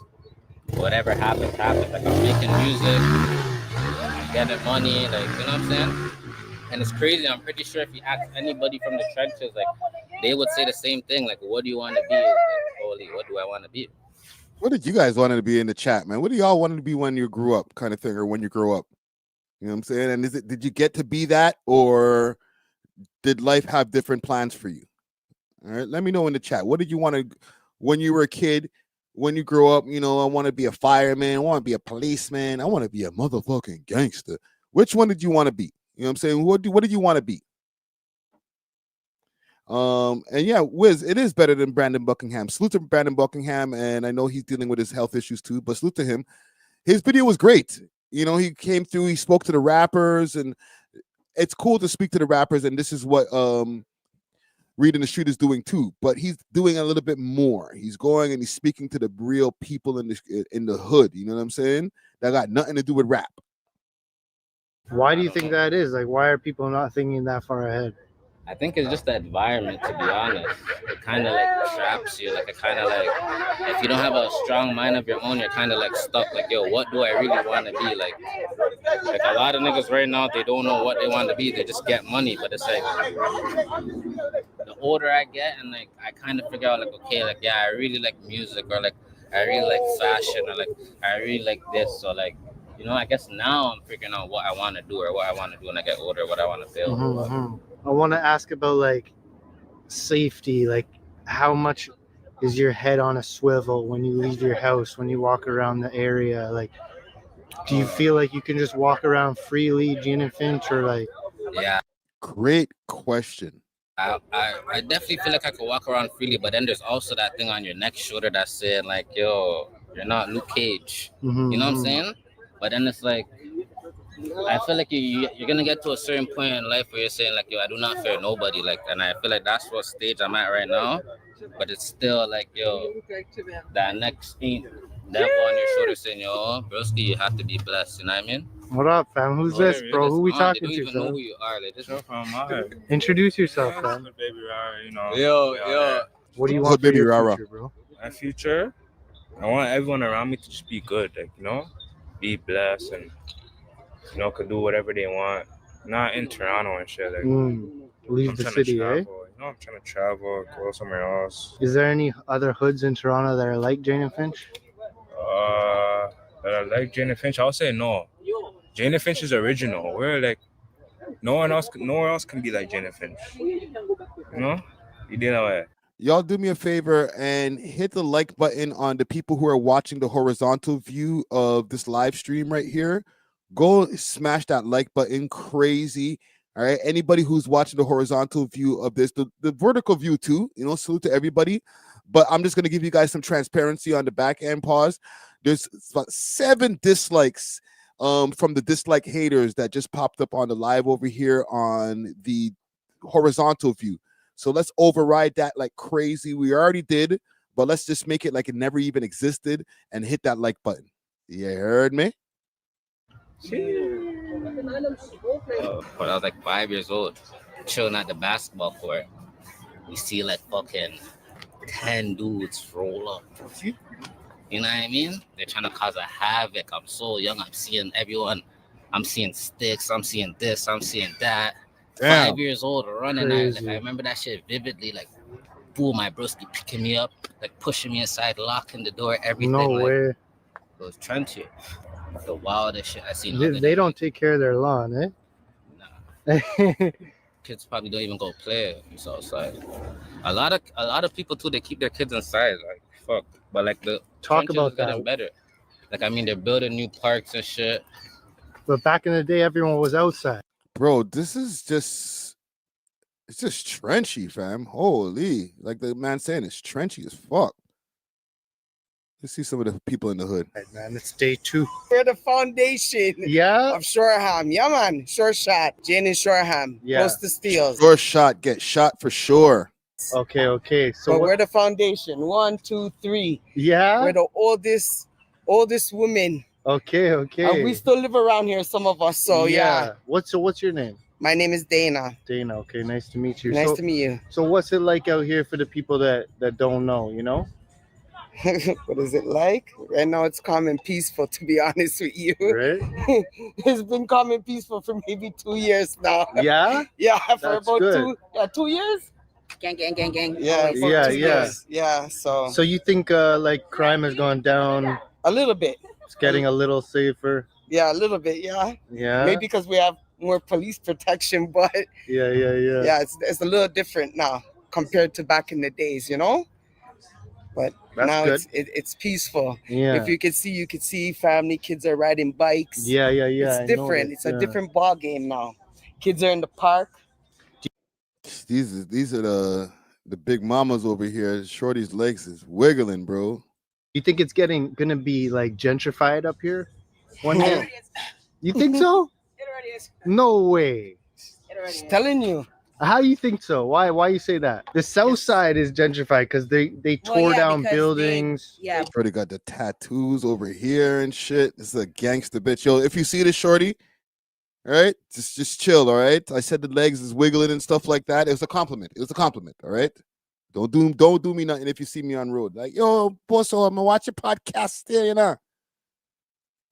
But at the end of the day, like, Exactly. for me, what I mean, like, as in for gentrification, is that my real niggas ain't no longer here. So that's gentrified on life. Fuck these stupid buildings and shit. Like, fuck all of that. That shit go always. See this girl right here? I don't even know her personally, but I can tell she doesn't even have to pull out the blicky, bro.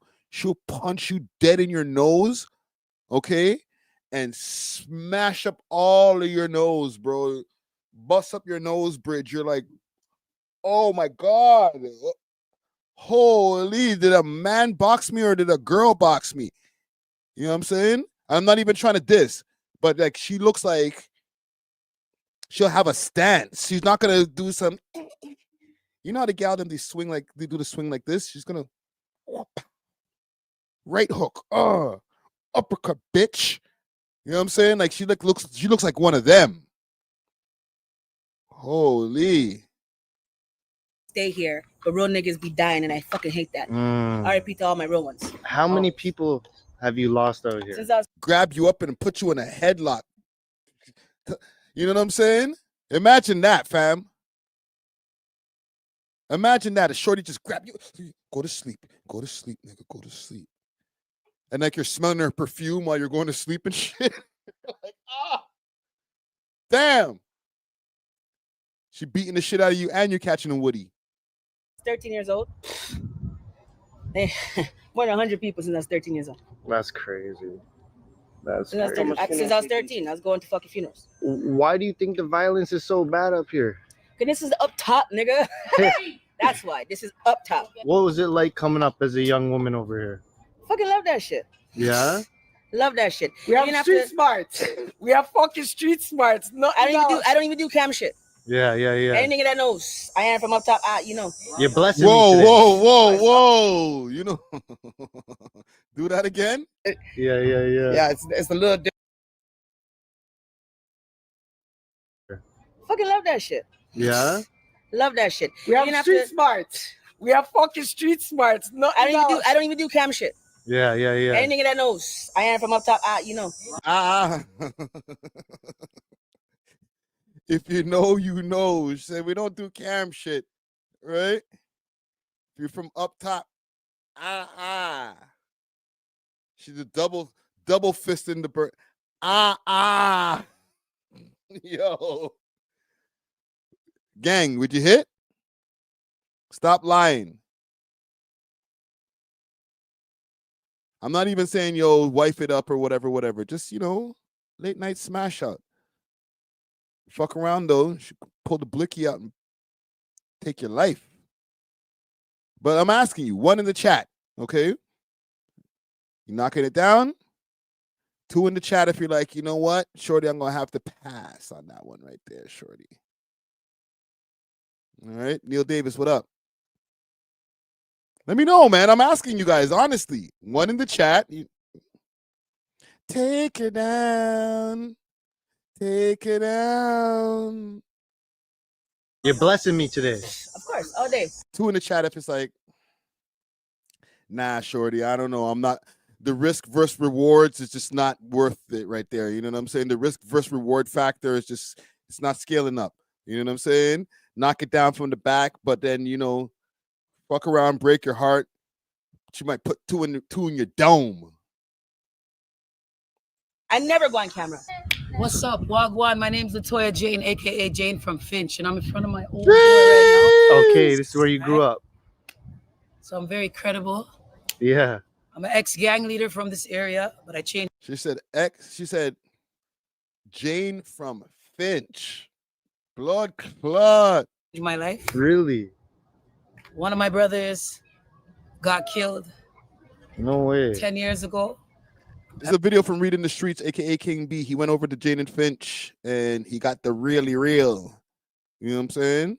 So, hold on. Salute to the Mad Russian, because if it wasn't for the Mad Russian, all right, just in case, all right, if you hear this, brother, if you hear this, clip this, all right, brother?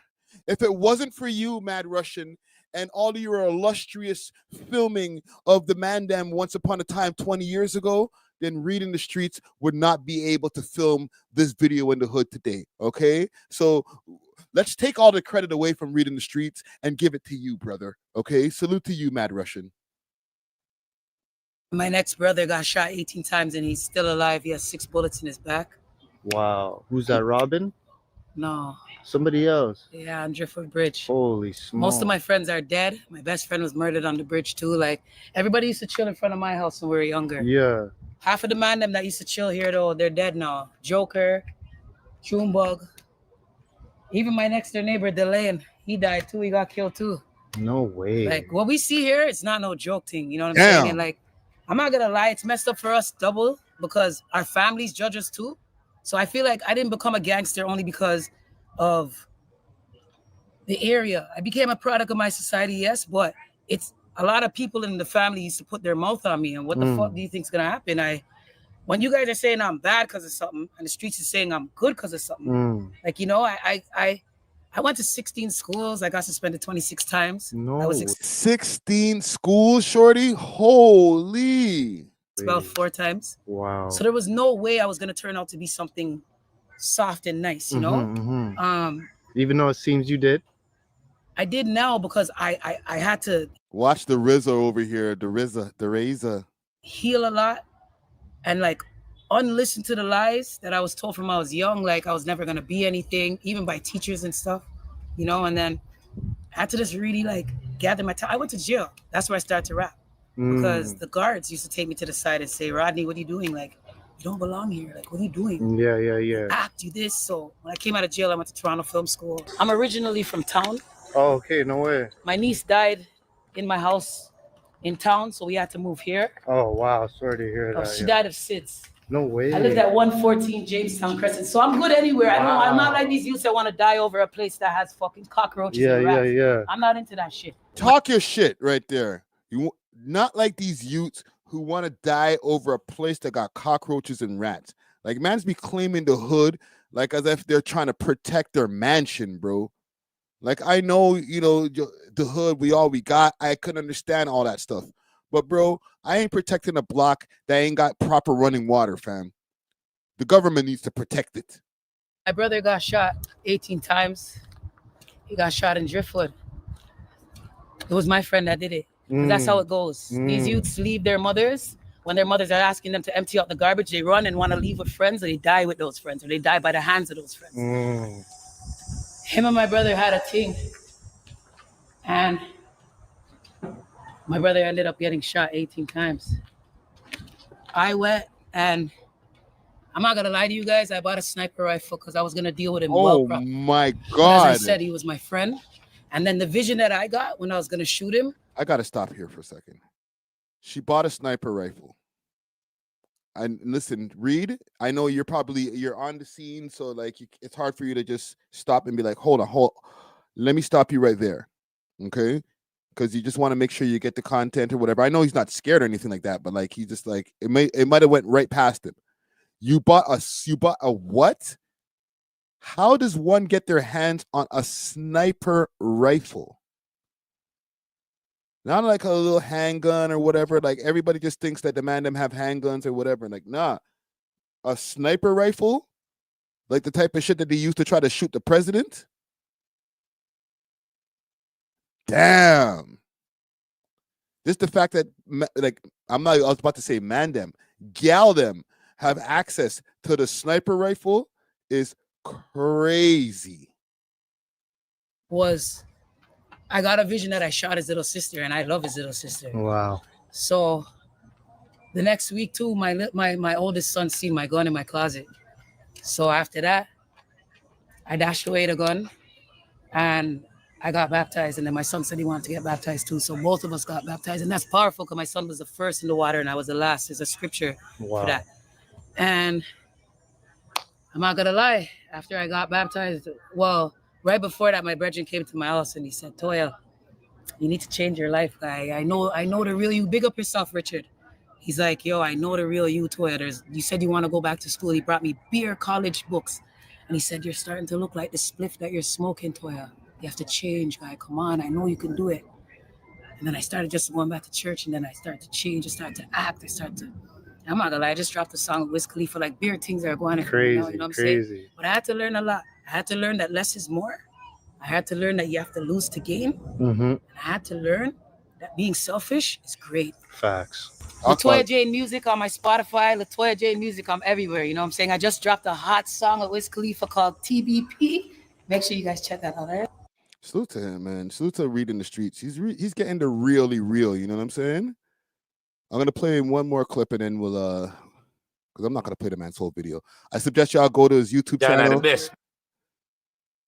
and check this out. It's doing great. 36,000 views in one day.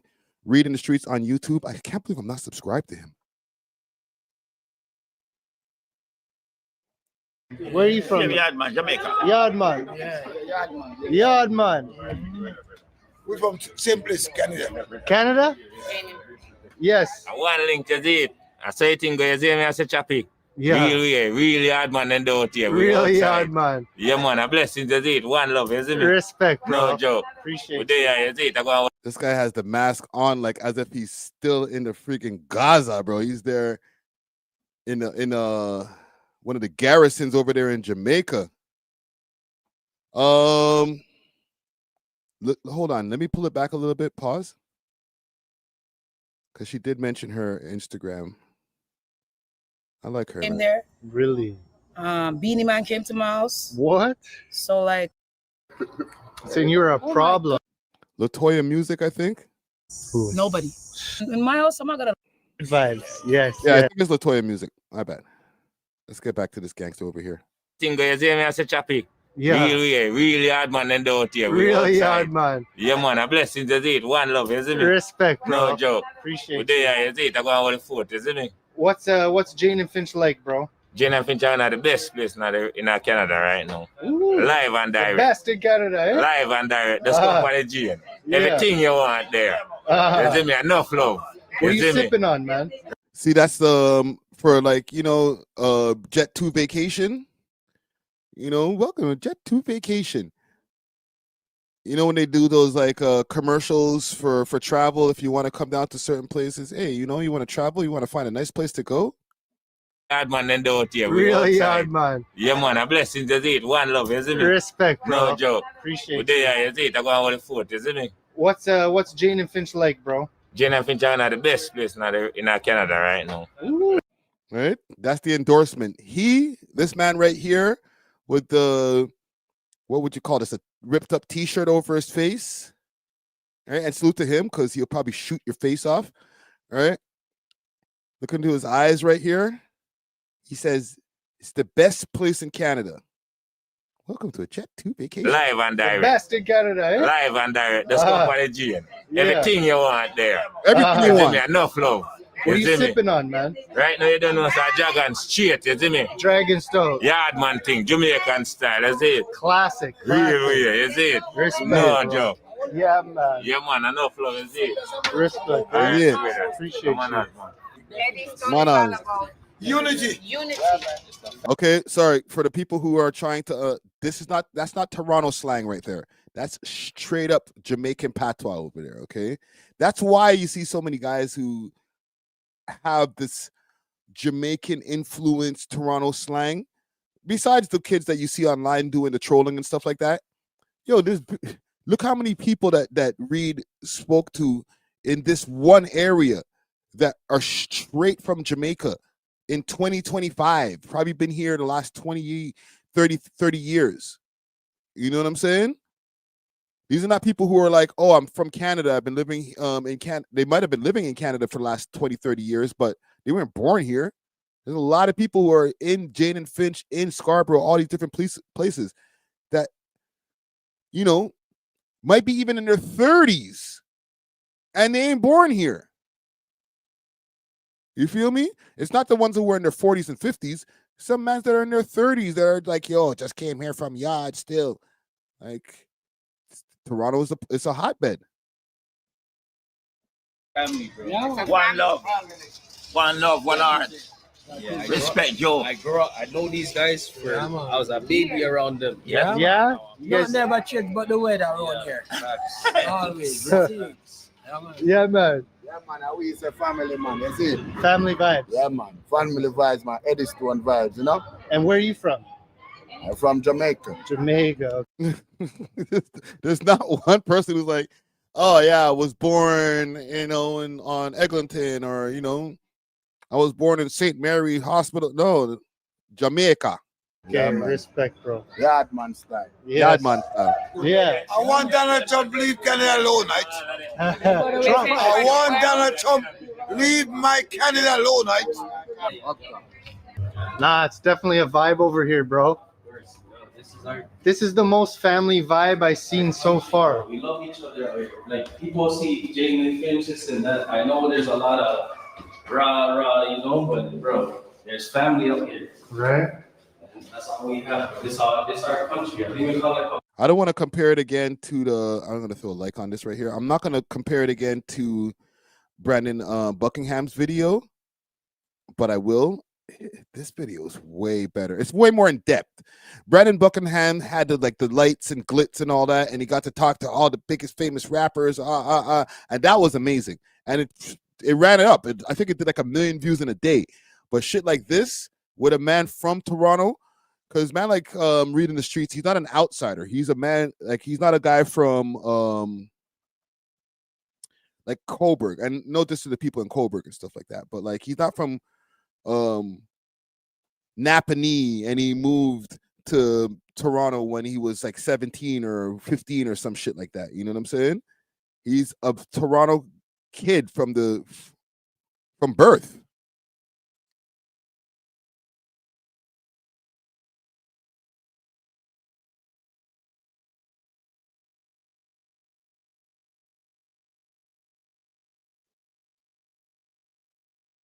Hold on, let me pull this up because you guys are probably not even seeing it on the screen. Let's pull it up. Big salute to Reed.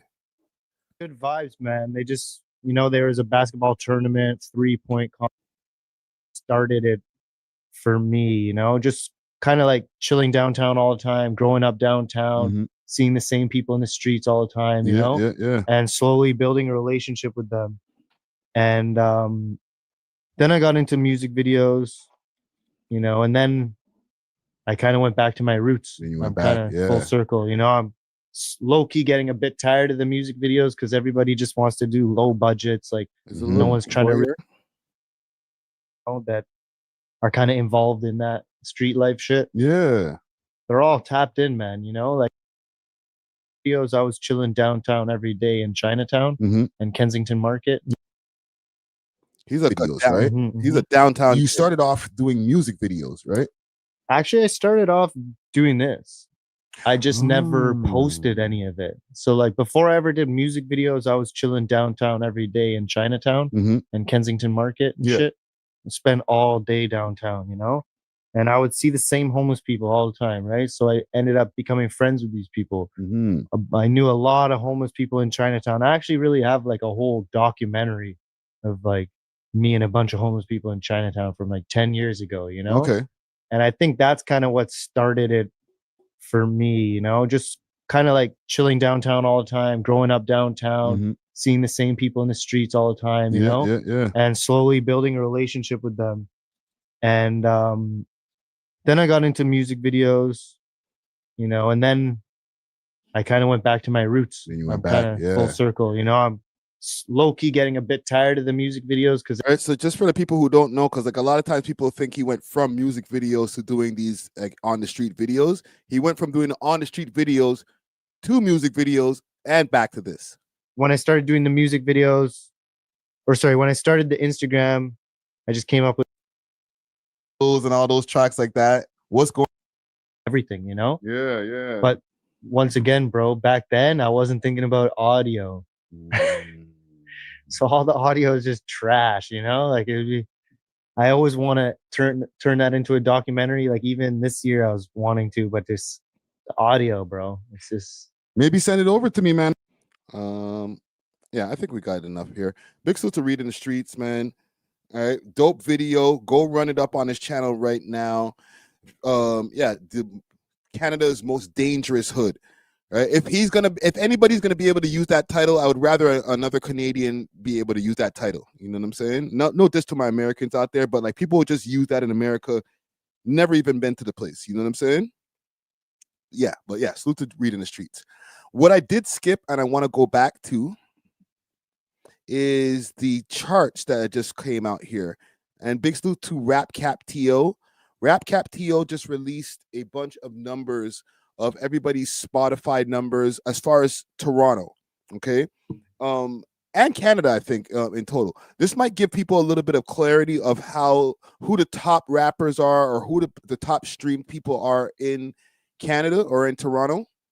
Let's double check here because I did collaborate on the post. I've been doing some a little bit of work here with Rap Cap TO. So Rap Cap Recap, independent male artists presented with We Love Hip Hop, Toronto's #1 hip hop media outlet. Yeah, that's us. We're sharing these Spotify numbers to show you what Toronto's independent male artist numbers really look like this year. Our stats may vary slightly from Spotify. They only give data from January 1st to November 1st. And then you can swipe to see these different artists. So this is 24,000 streams from Sav 4 times, right? Houdini, 10 million streams. And RIP Houdini, still 10 million streams for 2025. Okay, and again, this is from January to November. So just the whole of December that's missing right now. Burner Bands, 13 million streams. Casper TNG, 22 million streams. It's crazy. Northside Benji, still pretty high on the on that list there. 20 million streams. Doobie, 12 million streams. Free Up. YG, 5 million streams. K Money, 10 million. Pengs, 2.5. And Pengs, I think he might be in a halfway house right now. He hasn't dropped in a while, so. Wamula first, 659,000. 3M French, wow, 3M French is still doing pretty good. 7 million streams. I didn't even get a chance to go through all of these yet, so some of these numbers I'm seeing for the first time with you guys. Tallop Twin, 5 million. Tutus from Pangs and Tutus. Griselda Blanco, 1.6 million. Roni, 8 million, which is great. Jay Neat, 7 million. The Crook, 2 million. Haji Basto, 3.7 million. Sick. Smoke Dog, RIP, 1.6 million, which is pretty strong. Top 5 for somebody who hasn't dropped music since 2022, if I'm not mistaken, 2023, since the Pedro Activated album. 4.7 million streams for 2025. It's kind of crazy. And Boondog, 5.3 million streams. That is for the male artist.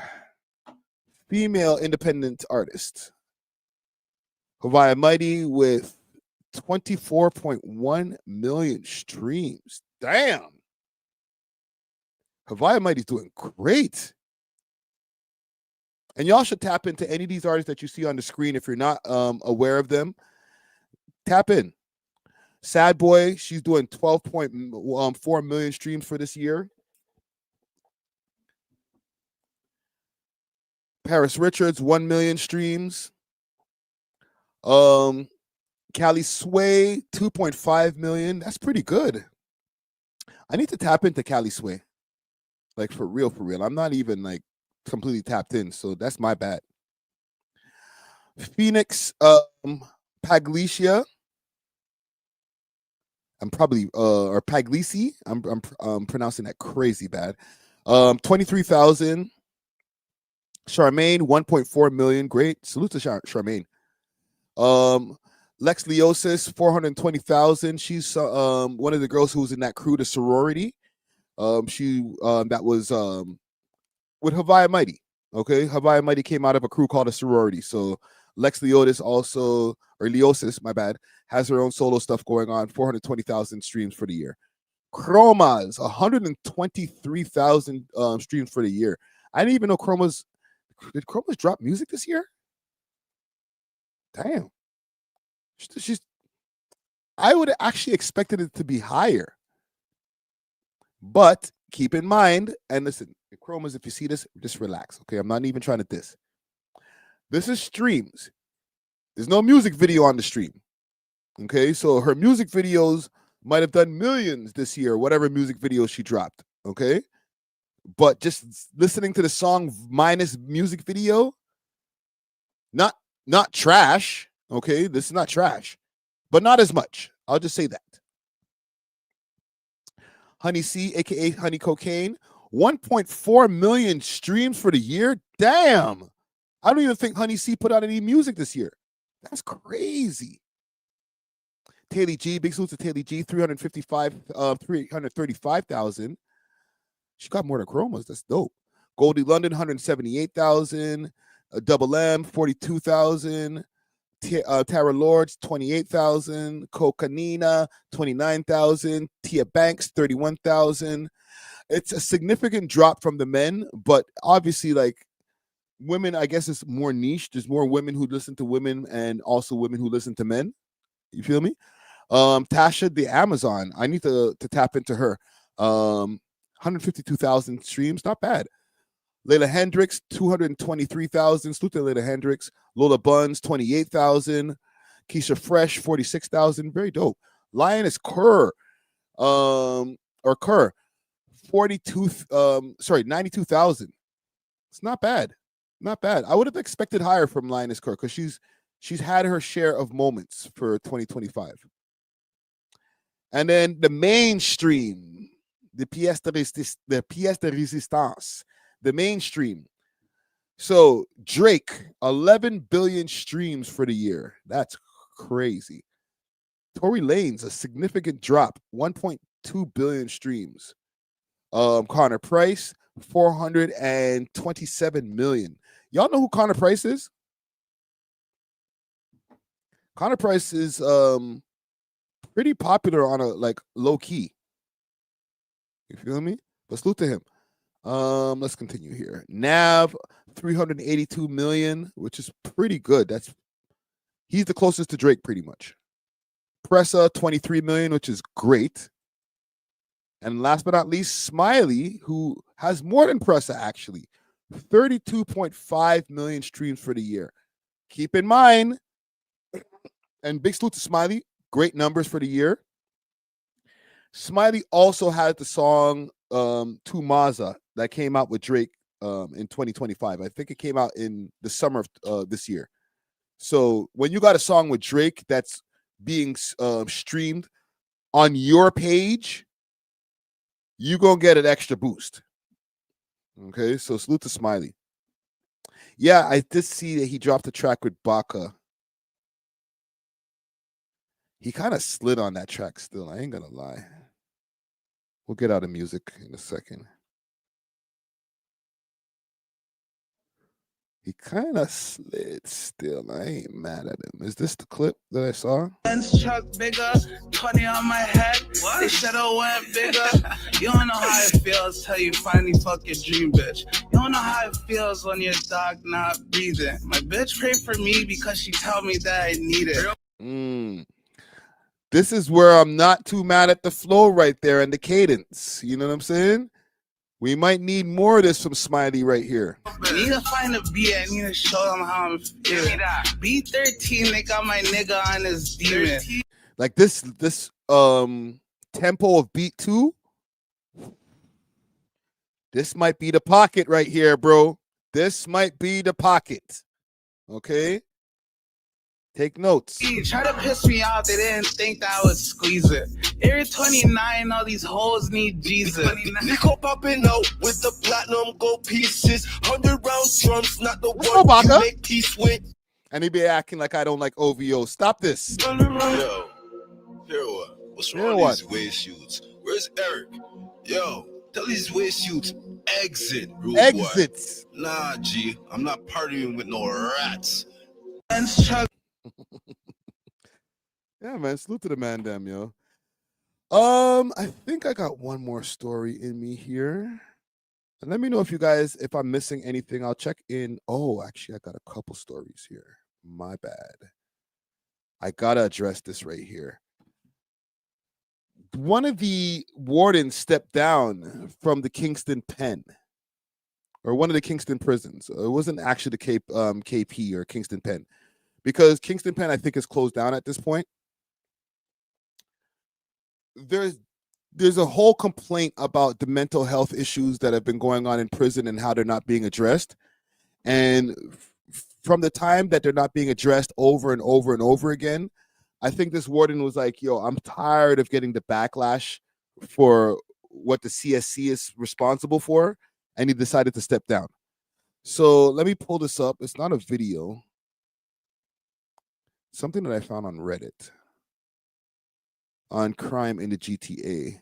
So it says clear violation of human rights. Kingston prison included in scathing reports from the CSC watchdogs. Okay, and there's a picture over here. I think it is KP, Kingston Pen. Look at the inside of that place. Nasty. So let me see if I can make this a little bit bigger so I don't have to kill my eyes here. So a scathing report from the Office of Correction investigators say that the country's correctional system regional treatment centers lack the ability to support inmates suffering from mental illness. The annual report is authorized by Dr. Ivan Zinger, the correctional investigator of Canada, and points to failure of care by the Correctional Service of Canada, CSC. It's abundantly clear that CSC is fundamentally ill-equipped to provide long-term mental health care to individuals with serious mental illness, those experiencing acute psychiatric distress, self-deletion, ideation, and chronic self-injury, Zinger wrote. His report comes after years of frustration trying to hold CSC accountable when it comes to the prison reform and human rights of those incarcerated. As a result, Zinger said that he has decided to leave his role 2 years ahead of his current 5-year term. So I guess they're supposed to be wardens for 5 years? Interesting. As a result, Zinger said that he has decided to leave his role. I read that already. It is a challenging yet deeply rewarding role. However, holding the CSC accountable for the mistreatment, unfair decisions, and human rights violation has not been without its toll, his opening message said. The 162-page report looked at the 5 regional treatment centers, RTCs, across Canada for offenders with serious mental health issues, facilities that house inmates who are unable to function in regular prisons. 2 are located in Kingston at Millhaven Institution and at Bath Institution. According to the reports, both are near capacity, with Bath Institution housing 36 beds and Millhaven housing 89, just short of its total limits. Listen, that was also an issue from back in 2010, before they double bunked all of these places.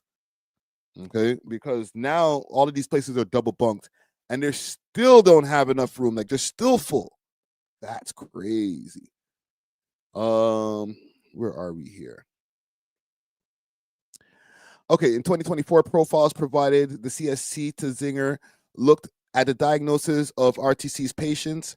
Out of 498 individual patients in custody at the RTCs, 86% said at least one mental health had at least one mental health diagnosis, with most common one being schizophrenia, 46%, followed by depression, 15%, anxiety disorder, and opioid use disorder, 12%, respectively. In the findings, which looked at the past and current reporting, Zinger wrote that the CSC should not be in business with delivering specialized long-term acute psychiatric care. In cases involving such serious mental health issues, transfer to external, secure, community-based psychiatric hospitals are necessary. So yeah, instead of keeping these guys behind bars, because they're more than criminals, I guess they're trying to say in this article over here, you might need to take some of these guys and transfer them to actual mental health facilities. Zinger noted that while CSC routinely transfers inmates recurring chemotherapy or heart surgery to external hospitals, he asked why CSC thinks they can handle someone with psychiatric issues. Individuals with acute and long-term psychiatric complex needs should be transferred under Section 29 of the Corrections and Conditional Release Act to specialized external facilities capable of delivering the appropriate level of quality of care. Continuing to house these individuals in CSC-operated RTCs is not only ineffective and inappropriate, it is a clear violation of human rights, the report read. Zinger reports included 6 national investigations which examined issues such as the CSC's ability to treat inmates suffering from mental health issues, assisting those with cognitive deficit, treating women suffering from trauma, along with wellness services for indigenous people. In total, 425 interviews were conducted among federal sentenced individuals, both in custody and in community release. It also included the site visits and interviews with 150 current and former CSC staff, community-based stakeholders, and provincial correctional authorities. He said he found insufficient training staff, weak policies, along with outdated and inappropriate infrastructure, which all contributes to CSC's inability to take care of mentally ill inmates. Damn. These guys are down bad. He notes that that despite decades of investment, CSC remains unable to meet the complex mental health needs of this population.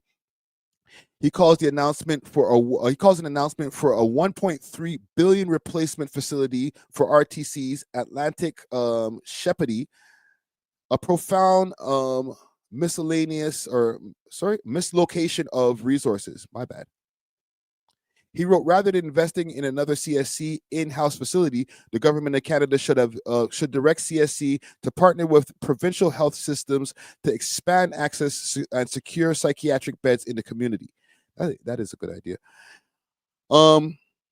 In one of his examinations, the report looked at the circumstances that led to the tragic death of Mr. Stéphane Bissonnette, a 39-year-old man who in December of 2021 died in an observation cell while on a modified self-deletion watch at the Regional Treatment Center in Millhaven. The investigation into his death revealed that the significant degree of dysfunction at the RTC's Millhaven included structural, operational, and policy deficiencies. The offense identified a multitude of systemic issues related to the time of multiple RTCs, the events leading to the death, and the National Board of Investigation, which was subsequently convened, and the findings stemming from the NBOI itself, wrote Zinger. While the findings for all 6 investigations yielded subject-specific results, Zinger did discover similar findings across the RTCs, which included weak and vague and outdated policies regarding the mental health services, insufficient training to staff, a lack of efficient mental health screening for inmates, limited programs to help prepare inmates upon release, and prioritizing the use of force over therapeutic forms of interaction. Damn, this is a lot over here. So basically, yeah, this guy stepped down. Let me see if there's anything else of importance. Yeah, so this guy is stepping down because after all of this, he's only been there for 2 years. So I don't know even what he expected on his way in. For him to even be able to get to become a warden in the first place, you've probably seen all of this shit for years and years and years as a guard. Okay. And maybe a sergeant guard, because you get the white shirt after a while, so he's probably stepped up in the ranks over the years. So this shouldn't be as a surprise to him that the system is very under-equipped, and to be honest, probably not planning to equip themselves anytime soon to try to meet the needs of these inmates. And I know there's some people in the chat, or maybe not in the chat, but in the audience, who are looking and saying, well, they in jail. You know what I'm saying? What did they do wrong? There's a lot of people who are in jail, not because only the criminal activity that they did, but their mental health issues led to the criminal activity that they did. Okay, so if the mental health issues are addressed, then you have a way bigger chance that that person is not going to recidivize. Okay, in layman's term, that person is not going to end up back in jail in the next 2 months because his mental health or his or her mental health issues weren't addressed. And, let's just punish them rather than trying to get to the root of the problem. So I'm not really big on, bigging up the wardens or the guardies or anything like that, but I do commend him for, I guess, dodging the bullet. Okay, because in the end of the day, I feel like he still has some accountability. You're part of that system. Like I said, you're not going to be able to be a warden without going up in steps in the ranks in the system. So you've been maybe a part of it, seen it, maybe guilty to some of the same bullshit that some of the guards put people through.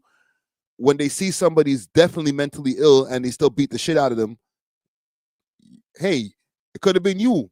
So maybe you're feeling a little bit of guilt at the same time. I don't know. I'm just speaking from what I'm reading from this post on Reddit, aka article, okay? And I think it's a Toronto Star article that I'm reading over here. But yeah, no salutes for anybody. I got no salutes for anybody. I'm sorry. I'm sorry, gang. I was thinking of somebody to salute, but no salute for anybody.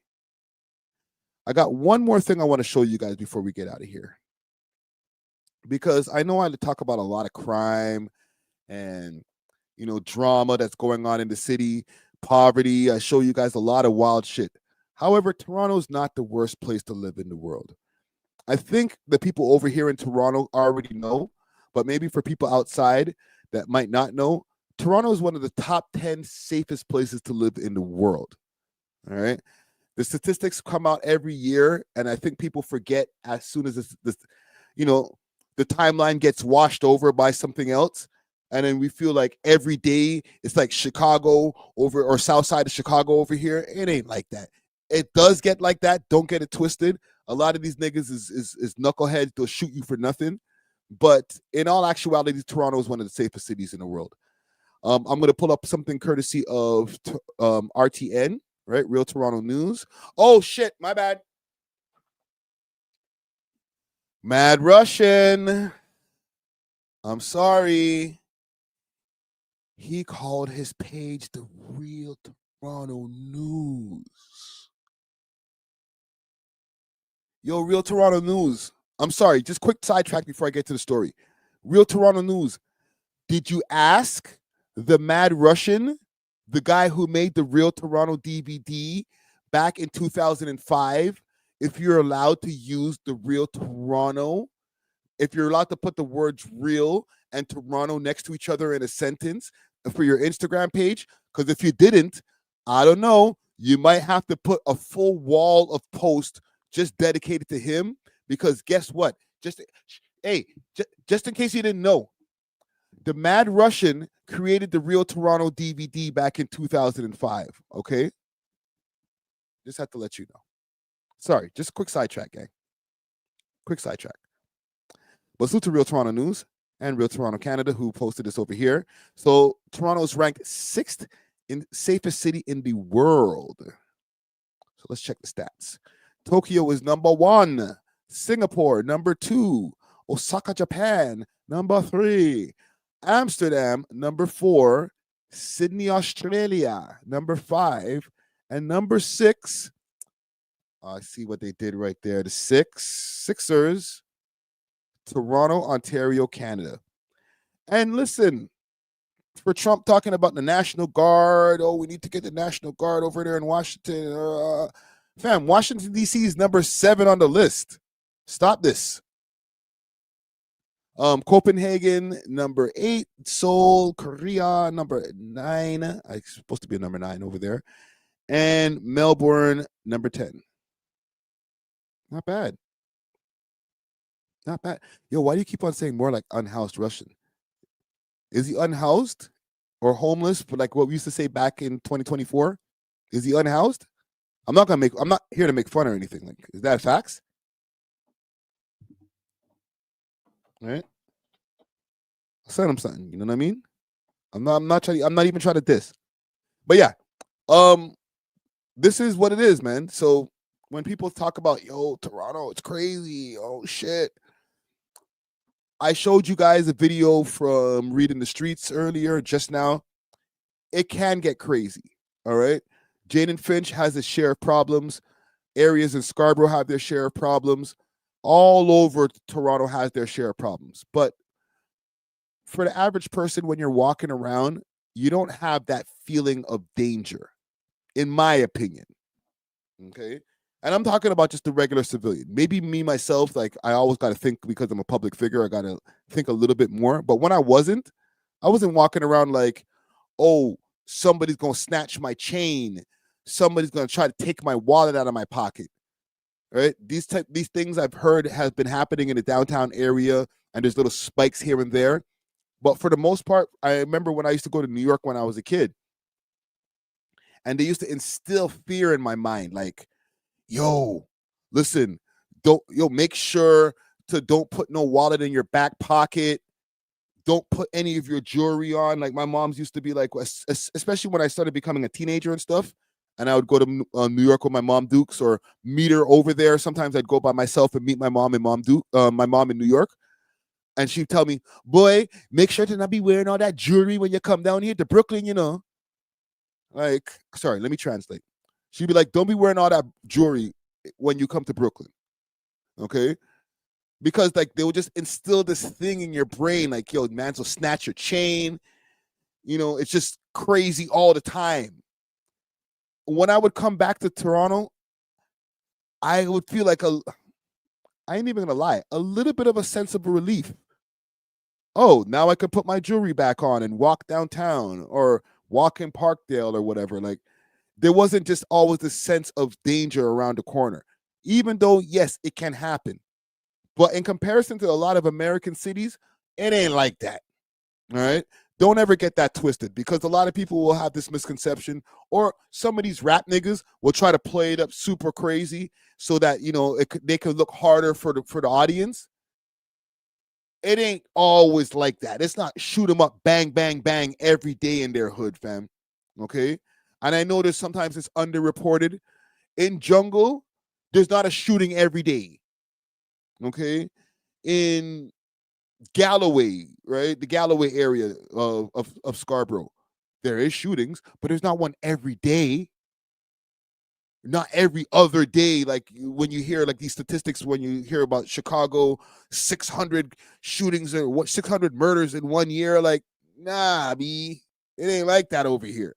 It's like that, but it ain't like that. Right? Even if I was to go and pull up some statistics. Let's see what ChatGPT says. Let's go to see what the AI is just saying. We ain't on Google no more. We on these AIs now. How many homicides in Toronto for 2025? Let's take a look here. Let's go to ChatGPT. So it says, and let me just see over here. As of May of 2025, Toronto police services have reported 11 homicides, a 67% drop compared to 33% by 2024. And that's May. Why is there uncertainty? The 37 homicide count from the third party list rather than former. Okay, so maybe it's 37. Okay, 37 as of November 2025. This is full homicides. I'm not talking about shootings, stabbings, attempts, stuff like that. I'm talking about mans went, they fully stabbed somebody and they died, or they fully shot somebody and they died. Okay? Full planned first degree, second degree homicide. It's not a lot.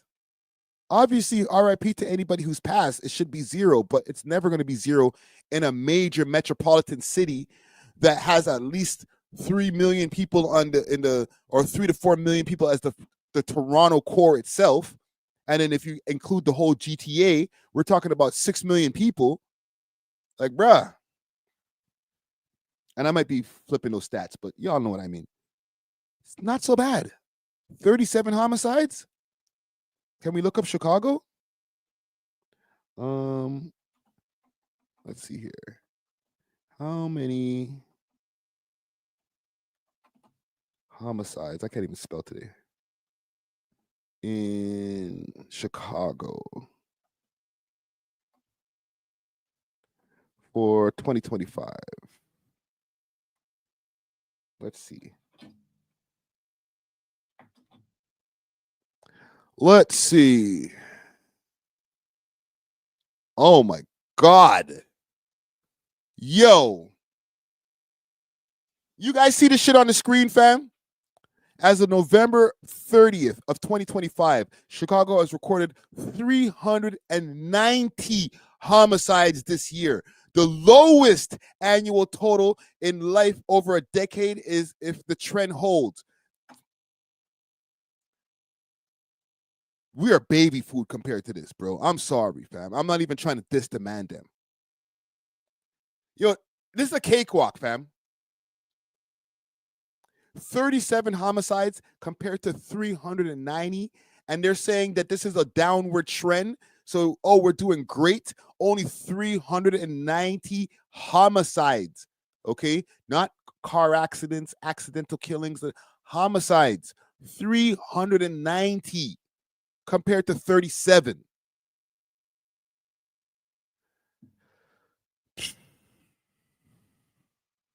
I'm not going to lie to you. And niggas are going to hate me for saying this. Niggas be doing a lot of capping over here, bro. I'm not asking you guys to catch more bodies. But, like, niggas is acting like it's, oh, my God, I can't survive in Toronto. You know, it's like I got to look over my shoulder for bullets. Bullets whizzing by me every time I leave my block. Like, nah, nigga, you lying. Only 37 bodies dropped this year, bro. We're in December. And again, I'm not asking for more. I'm just saying, don't believe the hype, okay? Don't believe sometimes a lot of these rappers who be trying to overhype shit, all right? Toronto's bad, but it ain't 390 murders in a year on a good side.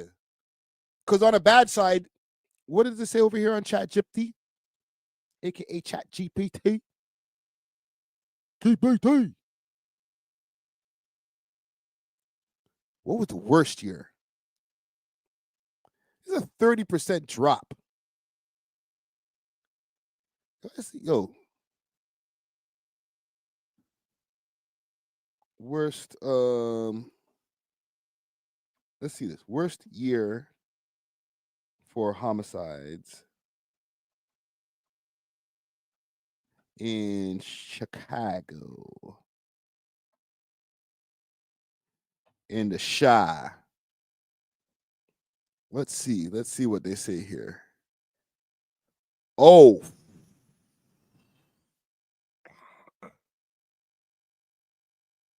Brethren. You know we got more people in Toronto than Chicago. You know this, right? I don't know if you guys know this. We have more population of people in Toronto than Chicago. In 1974, 970 murders. Okay?